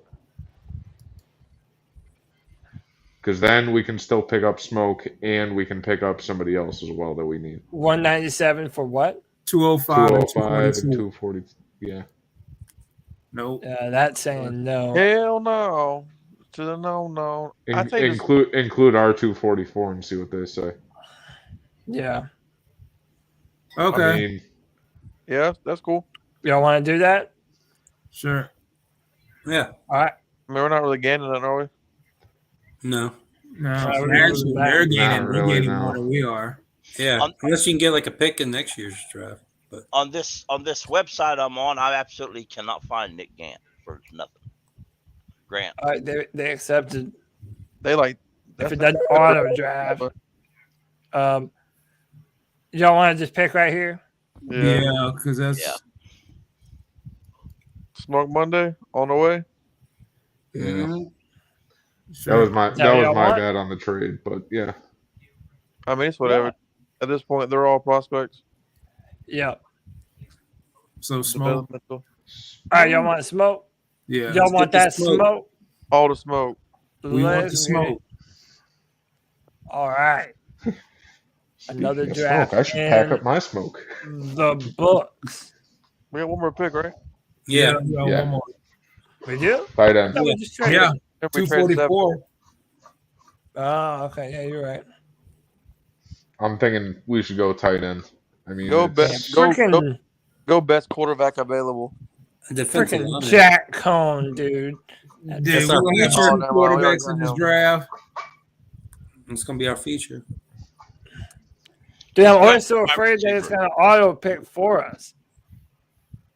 There's Trey Turner. We need him. Of course, it's not going to do on the last pick. Oh, shit. Hey, there's our two. Yo, come on. I feel like we almost. Take him. Let's just take him. It's almost poetic, right? I mean, Luke, Fournet's there. All right. I see we going with the nephewtism. I feel like it's destiny at this point. It's sitting right there for us, man. That can take him. There. Yeah, and he's tall too, man. 6'2". Has some speed on the perimeter. I say let's do it. Y'all down? Robbie Anderson's replacement. Yeah, that's right. And we can trade away Robbie Anderson, get something for him. Bro, I like this. Let's do it. What quarterbacks we got left on the board? We took Cohn, whatever his name was. Yeah, remember we took Jack Cohn. Okay. Yep. All right. Let's go. Let's do the nephewtism. Oh, snap. Who the fuck is Jack Cohn? Dude, our new quarterback. Yeah, that's a new quarterback, bro. It sounds like a fake Madden quarterback. I know. Yeah. But you know what? Let's be honest. He can't be as bad as Sam Darnold. You say that. I don't know. I mean, look, I will shit on Sam Darnold, but let's face it, he can play quarterback better than I can. So I'm not going to. And dude, a lot of these Notre Dame quarterbacks, they don't end up being shit.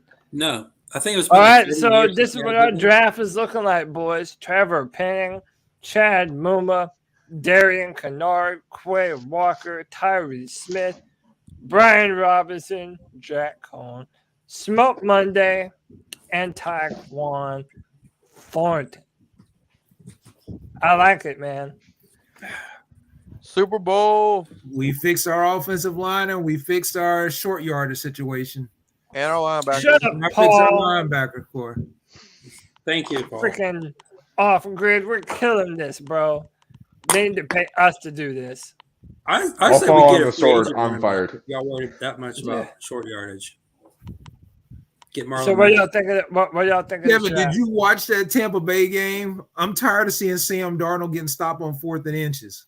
Well, I mean, they could have used Cam and would have got it. That's just bad coaching. Well, now we don't have to run our quarterback into the ground. We actually have a power back who can get the job done now. I don't know. I'm okay with running Sam Darnold into the ground at this point. In my opinion, let's draft Linderbaum and have him sit behind Sam Darnold. There are play Sam Darnold at center. There are quarterbacks who are real good getting that first yardage. Tom Brady's real good at doing that. Then there are quarterbacks that no matter what they are, They are real bad at it. And Sam Darnold. It's crazy that Tom Brady is really good. Yeah. Because if you go back and watch that play, you watch Sam himself. Sam looks horrible in that play. He really looks like he don't want to be there. But Tom does the same thing every time. He takes a snap and he leaps over the top and grabs the first down every time. You would think if you played Tom Brady, you knew and you was at that situation, you would think that somebody would have caught tape and caught him doing that, but they never do. Well, that's the thing. He goes over the top and he goes underneath, so you never know where he's going to go. Yeah. You know, so there's that little guessing game that you have to play. You know, I'm a big believer that a lot of our issue is the fact that we can't scheme things correctly. We can't outsmart the other team. We can't get a good push up front. No, we can't do that either. But I think a lot of our biggest issues is the fact that we can't actually game plan. Okay, we have a quarterback who goes into games listening to calming music. I'm sorry, you're about to go to battle with 11 other guys by your side. Or however many guys by your side, you know, and you're listening to Moton. It's brutal. I'm sorry, I'm not going into battle with somebody who listens to calming music. Okay, unless I know that are the scariest guys of all. Yeah, but does Sam Darnold ever scare you? No. No, he scares me that he gonna throw a pick. Yeah, that's terrifying. Yeah, but you know what? You he's want terrified that this himself, year for the man. next coach. He sees ghosts. Yeah. Or even if he fumbles, I mean, it's just. He's a little kid from the Sixth Sense. I would take anybody before I see Sam Darnold up there lined up a quarterback again. Don't worry, we drafted a Notre Dame quarterback, so we're good. Kenneth, I think that David Tepper shares those sentiments exactly. So. Yeah, well, gentlemen, we're at 2 hours and 30 minutes. We've had a fantastic show, man. We've covered all the bases. We've done a mock draft. Bro, that's another Friday free-for-all in the book, y'all. I love doing this with y'all, man. This has been fun. Had 71 people right to the very end. I tell you, team that's going to get a quarterback this year. I'm not certain when. Maybe in the first round. That's the Falcons. Because I was talking to several Falcon fans today, and I even looked on Over the Cap forum and got to looking, and the Falcons are pretty much stuck with him this year with Matt Ryan. But next year. Next year he's gone. Well, and that's another thing to think about too. If the Panthers end up drafting a quarterback at 6, right, you're guaranteed to be taking a quarterback away from the Falcons and the Saints. Exactly, and let's be real. We have no idea. If the Falcons or the Saints are going to try and upgrade the quarterback position through the draft. Imagine we passed on a guy like Malik Willis, and then he goes to New Orleans. Yeah. And then just starts balling. Right. Oh, my God. I don't think he's going to fall that far. Maybe. I mean, the Saints aren't that far down. The Falcons are pick 8. Yeah, I think Washington will pick them up. Washington's pick 11. I mean, for example, after us 7, you got the Giants. Now, I don't really expect them to take a quarterback. Well, they are declining Daniel Jones' 5th-year option. Exactly. Yeah. So you don't know what they could. Oh, but then the Falcons are right after that, and I don't really know the Falcons' top needs, but I know a lot of the fan bases are screaming for quarterback. The Steelers would trade up over the Saints before the Saints got them. Well, you guys continue to keep an eye on the combine. I'm going to put out some. I'm going to try and do a film room this weekend. And start to continue to pump out these film rooms and just start watching more and more film. I appreciate you guys joining me, man. Does anybody have anything they want to say or plug or mention before we get out the paint here? I do, actually. So I think it was 2 weeks ago, right? Cody, you had to hop off early. We closed down the show. Mm-hmm. And then after the show closed out, it was me, Drew, Kenneth, and I think Brad was there. You might have been there too, Kevin. But we all stayed on for an extra half an hour, 45 minutes, and just going back and forth with each other. And it was a great conversation. After I got off? Yeah. After you got off, man. Okay, look, guys, every Friday we come on here. It's always a good time. Okay, We had a Pats fan on here tonight talking with us. He even texted me saying that he had a great time. You know, Nice. you guys who are thinking about hopping on next Friday, don't think about it. Just hop on. Just do it. Have a good time with us. We aren't gonna judge you. Everybody has their own opinions. Just hop on. Have a good time. Oh yeah, bro. And I'm looking at some names too, like Off Grid. Off Grid been giving out pink slips in the chat room. Come give them out on the show, bro. That's what I'm saying. I mean, I may argue with some people, maybe even getting loud and emotional, but I've made it all in jest. Don't ever take me serious. Oh yeah, and that's the thing. My wife don't take me serious, so that's why. So these are great, because if we have differing of opinions, then we can all come and sort them out and talk about them and talk about the pluses and minuses, and you can state your case, man. That's the whole point of the Friday free for all. So. Oh, great! I'm gonna hold you to that, bro. I'm gonna hold you to that, bro. That would be fun. Keep on coming through, man. Tony is tweeting this, retweeting it. He said, "Trade rumor." Troy Pride Jr. said, "I think how sweet is it going to be winning again? Every day I'm guessing. God's ordering in my steps." Yeah. So what if they're going to pray, if you're another team and Carolina's going to trade you a corner, and not to be disrespectful, why would it be Troy Pride? Especially coming off Troy Pride. Yeah, that's it right there. I think about how sweet it's going to be to win. So basically, Tony's joking around, saying that if he does go somewhere where it's going to win, he's probably being traded, which is funny. I like that. Tony's not wrong. But yeah, gentlemen, look, Troy Pride posts stuff like that a lot. He really is hyped up, thinking that it's self-confidence, I guess. And you never know. You never know. Like I said, with Steve Wilkes back there, you never know what Steve Wilkes is going to do with some of this talent. Remember, he made the corner we drafted with Bradbury. Played for the Raiders a little bit. We spent 3 picks on him. We literally trade 3 picks to get 1. Yeah, Daryl Worley. That's it. Well, Madden, I always switched him to safety because he was a better safety than he ever was corner. But I mean, you know. So, gentlemen, that has been another edition of the Friday Free for All. I certainly appreciate everybody for coming on here, jumping on, hanging out. Like I said, every Friday at 7 p.m. we do this. If you want to be a part of this discussion, be a part of these mock drafts, just be a part of this community, man. Come on and do it. This is a show for Panther fans by Panther fans. I appreciate each and every single one of you for coming on and hanging out with us. And that's it, boys. We are Finito. Once again, my name is Cody Lashley. Check me out on Twitter at Cody Lack, CODYLAC. Find my written content on drafttech.com, where I'm the analyst for the Carolina Panthers. And that's it, boys. Cool. Peace Keep and pounding. love. Keep pounding.